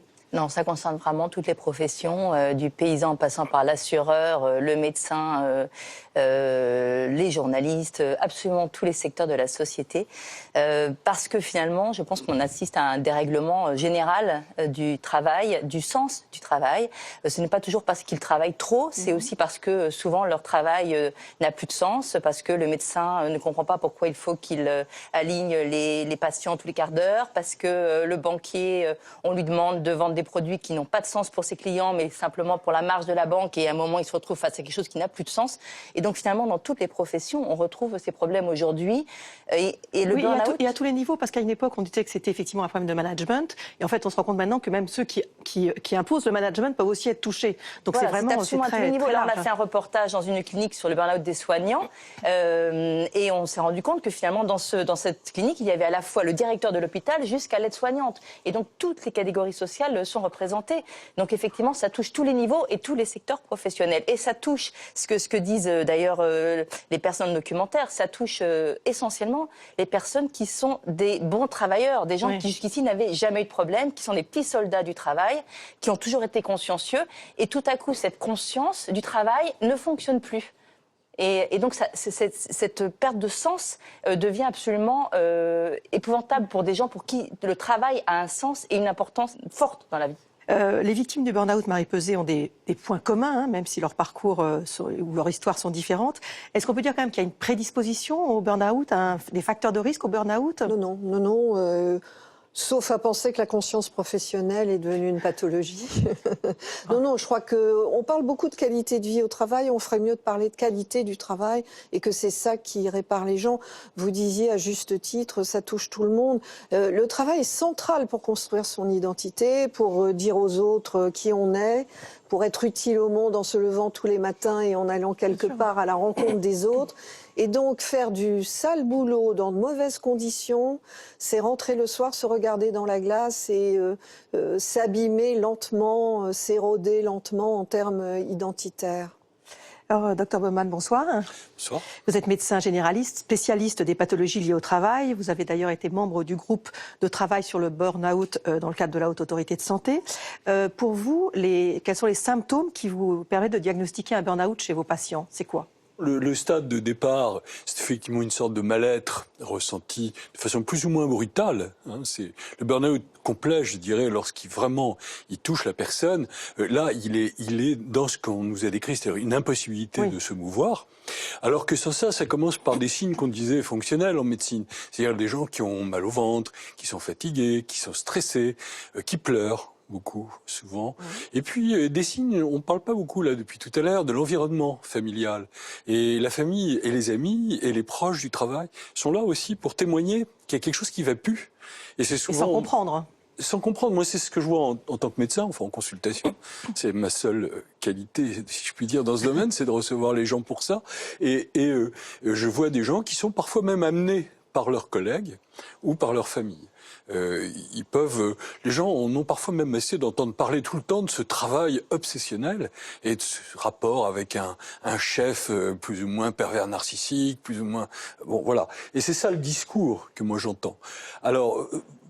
Et je trouve que c'est un discours d'ailleurs assez habituel, assez linéaire. C'est même curieux, les mots employés sont les mêmes. Mais on imagine bien qu'idéalement, il faut pouvoir arriver avant l'effondrement total. Donc effectivement, il faut... parce qu'une fatigue, des maux de ventre, etc., c'est quand même pas très significatif, donc c'est compliqué. Bien sûr. Alors ça, c'est un médecin, puisque c'est quand même à eux qu'on s'adresse en général au départ, doit avoir le feeling, doit avoir compris. Bon, il y a 10-15 ans, il comprenait pas beaucoup, puisque ça n'existait pas. On a travaillé, que ce soit ici autour de cette table, on est nombreux à avoir réfléchi à ça, à le faire connaître. Parce que on était ignoré, cette maladie était ignorée quand même largement des médecins du travail, ce qui est quand même très grave parce que c'était eux les premiers, et puis des psychologues, des médecins tout simplement d'ailleurs, et des psychiatres aussi, qui pensaient qu'ils perdaient leur temps autour de cette symptomatologie. Et maintenant ça a un peu changé, ça a beaucoup changé parce qu'il y a eu des suicides aussi. Bien sûr. Et là ça prenait une proportion. Donc pour finir de répondre à votre question sur le burn-out, comment ça se présente? Mais ça se présente comme ma voisine ici le disait tout à l'heure, c'est-à-dire cette espèce et c'est ça qui m'a frappé moi, c'est cette impossibilité à se mouvoir, un peu comme un enlisement, moi dans les sables, je dirais dans des sables mouvants, c'est-à-dire plus on remue, plus on s'enfonce, et on a tendance à plus vouloir bouger. On entend Marie Peuzet, on entend Caroline dire qu'effectivement il y a eu des signes. Il y a eu des signes avant, y compris de ne pas pouvoir prendre un branchement, d'avoir mal au ventre à l'idée de le prendre, etc.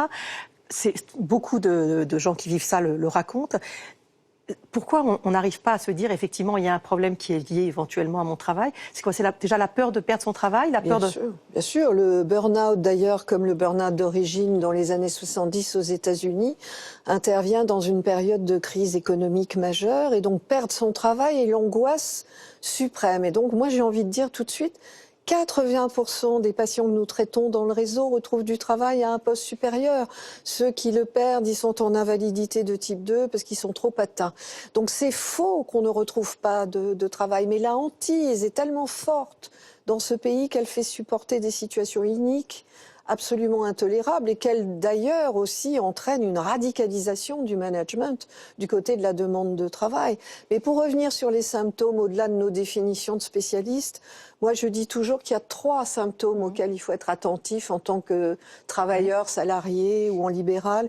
C'est d'abord la fatigue qui n'est plus résorbée par le repos. C'est vraiment on se lève premier. Fatigué. Voilà, on se lève fatigué. Le lundi matin, on est aussi claqué après avoir dormi tout le week-end. Le désengagement, la perte du plaisir vis-à-vis du travail ou même la peur au ventre pour y aller, et le recours aux produits. Ça va des compléments alimentaires sur le comptoir de la pharmacie, aux anxiolytiques, aux antidépresseurs légaux, et puis à tous les produits qui circulent dans les différentes tribus professionnelles. Quand on en est là, on va entamer la dernière partie de l'entonnoir où on travaille de manière compulsive, où on pense plus, on n'est plus que dans du tenir. Les femmes d'ailleurs viennent souvent nous voir quand elles ont frappé leur enfant le matin pour la première fois. Parce qu'elles étaient épuisées. Parce qu'elles étaient épuisées, voilà. Et donc vraiment cette fatigue qui entame les réserves de l'organisme, On a donné le prix Nobel cette année aux chercheurs qui ont travaillé sur les rythmes circadiens, c'est-à-dire qui ont rappelé la très grande vulnérabilité du corps humain, cette nécessité d'avoir des rythmes au quotidien. Il faut rappeler ça. Voilà, le discours de l'entreprise, il veut un corps employable, inoxydable, sans répit, sans repos. Le corps humain, c'est pas ça. C'est un corps qui a des rythmes, des hauts, des bas de sécrétion, des besoins de dormir, des besoins de rien faire, parce que c'est aussi le moment où même si on fait rien en apparence, on a des opérations centrales intellectuelles qui s'opèrent de façon réflexe. Il y a une méconnaissance du corps et vous avez raison, c'est une leçon merveilleuse que donne le corps. Puisque tu ne t'arrêtes pas, je vais t'arrêter en plein vol. Voilà. Parmi tous ceux que vous avez rencontrés, c'est toujours la même histoire qu'ils vous ont racontée. C'est effectivement ces signes éventuellement annonciateurs jusqu'à l'effondrement total. Oui, alors ce qui est marquant, c'est que il y a la peur peut-être de perdre du travail, mais il y a surtout, ce qui nous a marqué, c'est le déni en fait. C'est parce que ce sont des personnes à qui n'est jamais rien arrivé avant, qui sont des gens qui ont toujours été bosseurs, qui ont été forts, et qui ne... Pas moi, ça ne peut pas m'arriver à moi, peut-être aux autres, mais moi non, donc je ne veux pas le voir. Et même quand les proches disent attention, tu vas pas bien, non, c'est rien. Même quand les médecins disent c'est un burn-out, généralement ils refusent l'arrêt maladie, ils refusent, ou alors ils le prennent une semaine, ils retournent au travail. Et moi, ce qui nous a marqué, c'était qu'effectivement, du coup, on perd beaucoup de temps. Parce que tout ce processus qui est très long à se mettre en place, en intervenant plus vite, j'imagine qu'on pourrait éviter que ce soit aussi grave.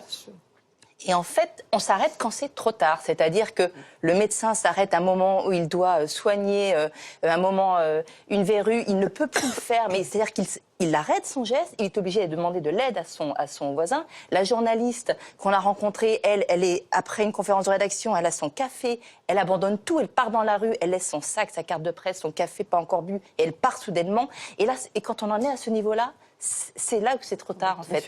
Et ce déni collectif est assez fort et assez marquant. Alors, juste un mot, parce que Dr Baumann, là, on parle du burn-out, mais il y a d'autres souffrances au travail depuis qui ont été identifiées. Il y a le bore-out et le brown-out. Est-ce qu'on peut dire de quoi il s'agit ? Ce sont des déclinaisons un petit peu du burn-out. C'est que il y a beaucoup d'intitulés burn-out qui n'en sont pas. C'est-à-dire qu'ils ont des symptômes, mais souvent c'est malheureusement une perte, par exemple, du sens complet de ce qu'ils font. C'est pas un épuisement par trop de travail, c'est autre chose. Mais le burn-out classique qu'on a décrit il y a longtemps déjà maintenant entraînait aussi cette perte de sens. Mais maintenant, il y a des gens qui arrivent avec simplement la perte de sens. Et ça complique un tout petit peu les choses. Quant au bore-out, c'est l'ennui, c'est-à-dire l'ennui qui tue, mourir d'ennui, ça existe, mais et la symptomatologie, à l'arrivée, est pas très différente. Tout ça est un petit peu pareil, mais malgré tout, je trouve important de noter cette différenciation entre les noms qui sont... j'allais dire malheureusement, des noms américains, parce que nous n'avons pas, nous, de mots simples pour décrire cet état de choses. Et je pense que c'est important de dissocier. Oui, mais quand on prend par exemple l'exemple d'un médecin qui finit par faire un burn-out, parce qu'effectivement, voir des patients tous les quarts d'heure, alors qu'il a besoin de leur parler pendant 3 quarts d'heure pour faire un vrai diagnostic, pour les accompagner, c'est aussi une perte de sens. Il arrive à la perte de sens. Ben, bien sûr, on y arrive. Donc la nuance est un peu... C'est plutôt le début, là. Le début, c'est... On est tout d'un coup devant un travail qu'on doit faire et on comprend plus pourquoi. Je sais pas, je peux penser à des professeurs des écoles qui s'occupent d'enfants et qui l'ont fait surtout par vocation, un peu comme le burn-out, finalement. Des gens qui sont très convaincus de l'intérêt et de l'utilité de ce qu'ils font et puis qui tout d'un coup s'arrêtent en disant « mais à quoi ça rime ce que je suis en train de faire ?» Alors, ce sont des nuances, mais des nuances d'importance dans le débat actuel, parce que appeler tout burn-out, comme vous le remarquiez tout à l'heure, c'est un petit peu rapide, un peu lapidaire, et je pense qu'il faut essayer de nuancer maintenant qu'on est arrivé quand même à un stade où on peut dissocier les symptômes. Cette perte de sens, vous l'avez ressentie à un moment, à la fin de avant de vous effondrer complètement ? Non. Après, oui. Ah, d'accord. Mais avant, non. Non, j'aimais ce que je faisais, j'étais bonne dans ce que je faisais, et les gens étaient contents du travail. Donc, Non. Après, oui. Emmanuelle Anison, le dernier rapport de l'Agence européenne pour la sécurité et la santé au travail de 2016 indique qu'en matière de prévention, d'évaluation et de traitement des risques psychosociaux, les entreprises françaises sont globalement en dessous de la moyenne des 36 pays étudiés. Et même pour certains critères, on est quand même très très loin. Comment on peut l'expliquer alors que on a l'impression, en tout cas que dans notre pays, on médiatise cette souffrance au travail, qu'on en parle beaucoup, qu'on parle des suicides, qu'on parle du burn-out. C'est assez étonnant, on a l'impression qu'il y a quelque chose qui n'est pas cohérent. En fait, l'impression que ça donne, c'est qu'on se donne bonne conscience en mettant quelques process en place, mais sans aller au fond des choses. Et dans une des personnes qu'on a interrogées, justement, travaillait dans une très grosse entreprise, un gros média, elle avait tous ces process de risques au travail psychosociaux, elle remplissait consciencieusement ses fiches. Et dans ces fiches, il était noté, non pas dépression, etc., mais stress plus. Et elle nous a dit, finalement, j'ai l'impression que jamais personne n'a lu ces fiches. Je disais, ça ne va pas, je disais, je suis en danger, et finalement, rien n'a jamais été fait à la suite de toutes ces fiches consciencieusement remplies.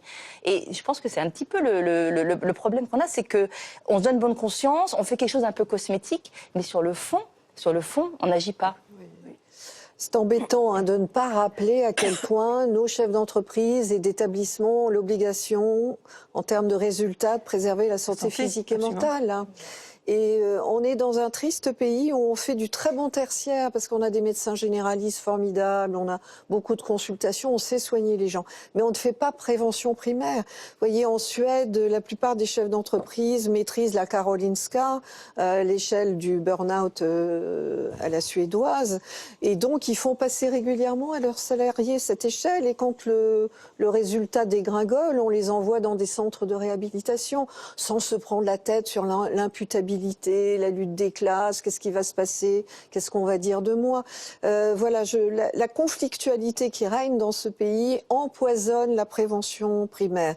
Et puis là, on vient de reculer la prise en charge par le médecin du travail à une fois tous les 5 ans, ce qui laisse aux salariés le temps de faire plusieurs burn-out avant de voir leur médecin du travail. Je voudrais rappeler au passage, pour ceux qui écoutent, qu'ils ont le droit d'aller voir le médecin du travail à la demande, sans que l'employeur le sache. Donc, aller consulter les gens qui s'occupent du travail, c'est important. On va y venir tout de suite, on va juste regarder à nouveau un extrait du documentaire.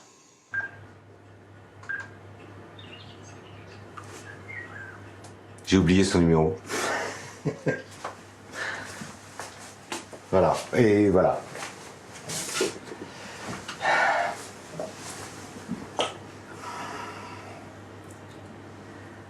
Voilà, c'est une des parties de la maladie. Ce numéro, je le connais par cœur. Donc là, j'ai eu un moment de... pas d'angoisse, mais oui, ça part du ventre, la boule à la gorge. Et puis le psoriasis qui revient, la transpiration, des grosses transpirations. C'est une forme de panique, en fait.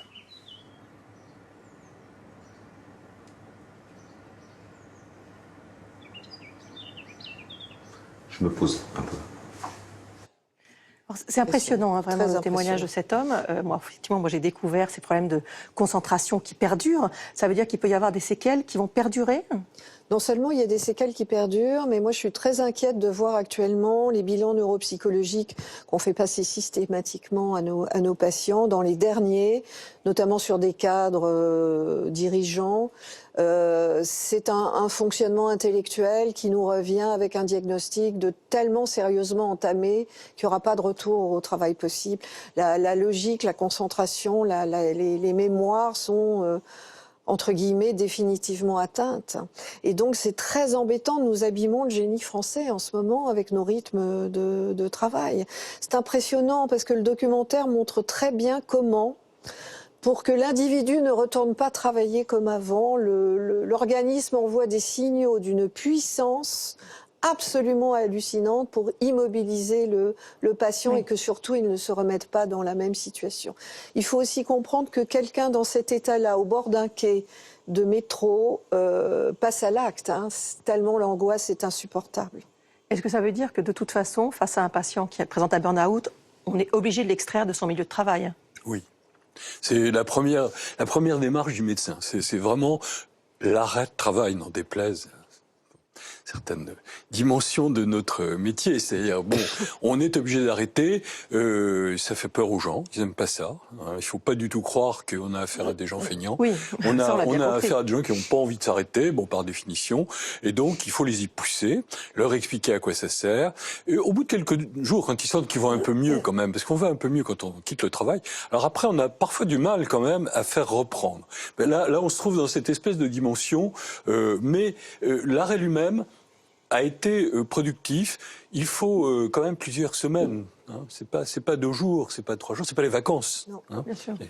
Et le soin se fait avec le médecin du travail, en collaboration avec le médecin du travail? Alors, dans le réseau, nous avons une particularité, c'est le protocole Phoenix, c'est-à-dire que dès que la personne est arrêtée par son généraliste, médicamentée par un psychiatre, nous entamons la prise en charge psychothérapique du côté de l'analyse de ce qui s'est passé au travail, plus une très grosse coordination, c'est-à-dire que nous contactons le médecin du travail pour savoir si l'entreprise est de bonne foi et si un retour sera possible.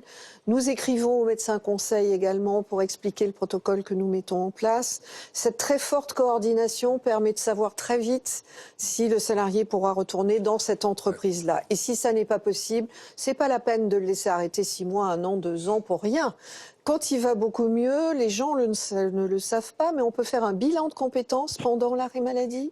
On peut faire des formations pendant l'arrêt maladie, négocier son départ, rebondir du coup quand on va bien sur un nouveau poste en ayant réglé, grâce à tous les acteurs en place, la situation extrêmement anxiogène qui peut être celle de celui qui attend tous les 15 jours l'arrêt maladie qu'on va lui distribuer. Et prolonger, et oui. ce n'est que ça, la prise en charge. Surtout pas ça.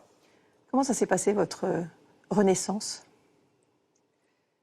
Alors ça a commencé déjà par en fait la découverte en fait de médecine complémentaire, c'est-à-dire la méditation, l'hypnose, le qigong, c'est-à-dire revenir vraiment dans son corps. Ils vous ont aidé déjà pour aller mieux. Hein. Voilà, qui m'ont vraiment énormément aidé pour aller mieux.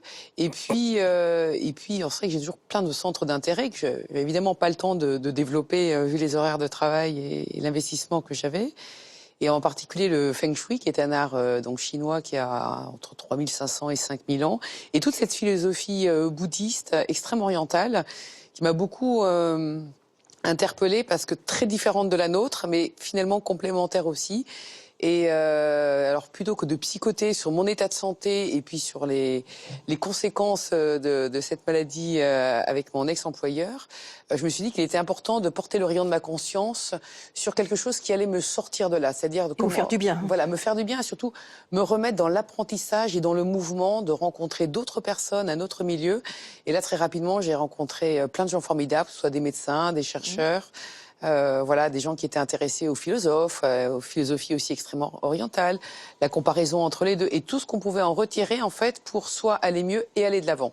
Et aujourd'hui, vous faites quoi alors? Et aujourd'hui, j'ai une double activité. En fait, d'abord, j'accompagne des gens qui sont, on va dire, en inconfort. Certains ont un burn-out?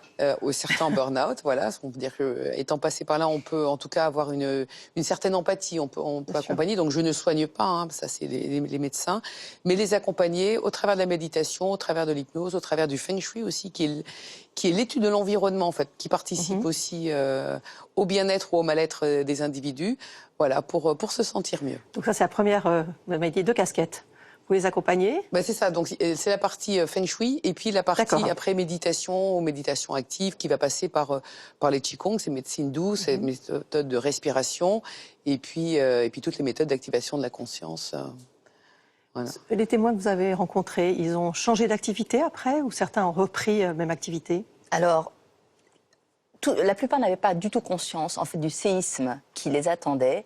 Au départ, ils sous-estiment, ils pensent qu'ils vont reprendre leur travail, et puis en fait le séisme est tel qu'ils sont ils se rendent compte qu'il faut changer de vie. Et effectivement, la plupart ont changé de métier. On a un chef d'entreprise qui est devenu jardinier, un autre qui fait de la photo, qui a une cadre qui s'est retrouvée aujourd'hui, qui a ouvert une boutique de déco. Enfin voilà, des métiers qui, d'ailleurs, souvent ont plus facilement un sens immédiat, plus concret, voilà, un vrai changement de vie. Et puis il y a aussi ceux qui ne peuvent pas changer de métier, qui n'ont pas pu changer de métier et qui sont obligés d'y retourner. Et avec des rechutes? Avec des rechutes, très souvent. En tout cas, si on revient au même poste, dans la même entreprise, dans les mêmes conditions, c'est épouvantable. Même si les autres, du coup, font plus attention à vous, même si... Non, le traumatisme est tel que la plupart n'arrivent même pas à aller dans la rue de leur entreprise. C'est vraiment quelque chose d'extrêmement... Vous disiez, vous avez mis du temps à effectivement voir le panneau de la ville. Tout à fait, mais maintenant je sais comment tourner mon regard pour plus le voir. C'est vraiment viscéral.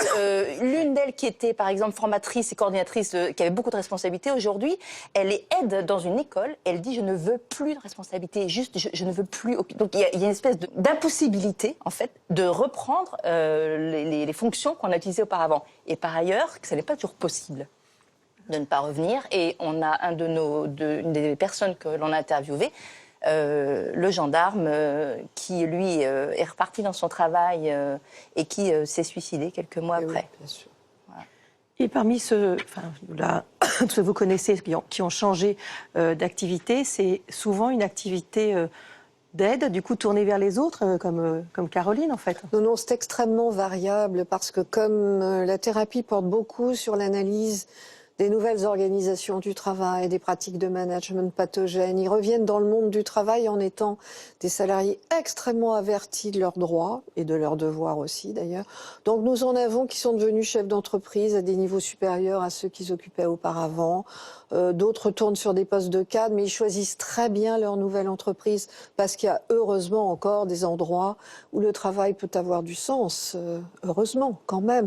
Donc non, ça n'est pas forcément très très loin de ce qu'ils faisaient avant, mais ça ne peut qu'avoir du sens, c'est sûr. Alors les médecins qui font des burn-out, ils deviennent quoi après ? Oh bah ils peuvent aller élever des chèvres dans le Larzac, c'est pas interdit. Ils peuvent changer de métier.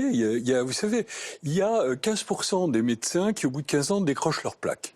C'est des métiers, et ça, ce sont des chiffres même un peu anciens. Hein. Je pense que ça, quand on voit les jeunes générations, moi je donne des cours aux étudiants sur le burn-out à Paris 5, et je vois l'amphithéâtre, et un tiers des étudiants disent avoir eu une souffrance pendant leurs études. Ils disent burn-out. Je ne sais pas si c'est vraiment ça, mais malgré tout, oui, parce qu'après ils viennent voir, ils viennent en parler. Bon, voilà. Il y a cette nouvelle génération, moi qui m'inquiète, parce que je pense qu'on les surcharge, on leur fait du mal, sans vraiment s'en rendre compte, parce que, on va vers cette course infinie, là, à la contrainte, à la rapidité, et voilà. Mais je voudrais simplement dire une chose, c'est que tout n'est pas de la responsabilité du travail et de l'entreprise. Il y a aussi une mésentente de départ entre la personne qui a choisi un travail et le travail qu'on lui propose. Et c'est là-dessus, je crois qu'il faudrait beaucoup plus jouer, c'est-à-dire analyser ça. Analyser, voilà ce que vous allez faire. En êtes-vous capable ? Plutôt que d'arriver après en disant... Oui, mais est-ce que quand on entend Caroline, je pense que dans son contrat de travail, il n'était pas dit qu'elle allait travailler 24 heures sur 24, 7 jours sur 7 et être corvéable à merci. C'est pas dans les contrats de travail, ça. Non. Non, mais enfin, on choisit pas n'importe quoi. Quand on choisit d'être médecin, c'est souvent par vocation. Il y a beaucoup de métiers de vocation, enseignants, juges, etc., policiers. Mais les conditions changent quand même. Les conditions ont changé dans la société depuis quelques années. Oui. Pour un directeur d'hôpital, je pense que le métier n'est plus le même aujourd'hui qu'il y a 20 ans. Directeur d'hôpital qui font aussi des burn-out maintenant. Oui, c'est pour ça. C'est très impressionnant de voir à quel point le travail de tous ces gens-là est devenu de la grammaire chiffrée, l'utilisation de tableaux de bord, la désincarnation du travail, que le retour au corps est véritablement ce qui vous soigne et ce qui vous répare. Et l'autre jour, nous avions une jeune kinésithérapeute qui était proche du burn-out. Elle était en banlieue, elle avait 6 mois d'attente avec ses patients. Elle ne satisfaisait personne, tout était fait à l'arrache. Et un jour, elle a décidé de ne plus se consacrer qu'à la kinésithérapie des enfants. C'est-à-dire qu'elle a fait le choix de réorienter sa trajectoire professionnelle. Elle n'a du coup pas fait de burn-out. Elle donne des rendez-vous très précis. Il n'y a plus de soucis, il n'y a plus d'attente. Voilà. Il y a le moment où il faut revenir sur l'analyse de son travail, de ses conditions de travail, du sens de ce travail dans une société donnée en 2018 telle que ça fonctionne. Et il y a aussi s'écouter ce qu'elle a fait, connaître ses limites. Voilà, tout à fait. Juste pour finir, votre mari, vos enfants aujourd'hui, ils vous voient comment ? Et ils sont super contents. D'abord parce qu'ils me voient plus, parce que je travaille pour partie à la maison. Ils me voient plus. Ce que je fais aujourd'hui a beaucoup plus de sens. Et c'est vrai que quand je vois partir quelqu'un avec les étoiles dans les yeux, bah, ça me donne beaucoup plus de joie que quand je rapportais un méga contrat pour les 6 mois à venir. Et ça a vraiment du sens. Voilà, c'est vraiment ça. Je pense plus, même si j'ai aimé et je ne regrette rien de tout ce que j'ai fait. J'y serais allée peut-être plus doucement aujourd'hui avec le recul, parce que c'était beau aussi de transformer voilà, des idées, des artistes, de les aider à matérialiser quelque chose. Voilà, et aujourd'hui, quand même, de pouvoir faire le chemin inverse au travers du corps et puis voilà, de l'esprit. Je suis vraiment heureuse et je vous dis mon mari et mes enfants aussi. Et ça se voit en tout cas. Merci Caroline d'être venue témoigner. Alors vous parlez de Feng Shui, votre livre Heureux au boulot avec le Feng Shui, donc optimiser l'espace et améliorer son quotidien, c'est chez Erol. Emmanuel Anison, votre livre donc avec Jacqueline Rémy, Mon travail me tue, Burnout, pourquoi nous craquons tous, c'est chez Flammarion, collection Quête. Marie Peset, une sorte de Bible, on va le dire. Le Burnout pour les nuls, donc c'est chez First, les collections. Toujours une excellente collection, mais on apprend vraiment absolument tout. Et puis donc vous avez déjà écrit plusieurs livres, mais ce dernier, Dr François Baumann, le Brown Out, donc on a évoqué, Quand le travail n'a plus aucun sens, c'est chez Josette Lyon. Merci en tout cas à tous d'avoir participé à ce débat, qu'il est possible évidemment de revoir ainsi que le documentaire La mécanique Burnout, c'est sur le site France TV.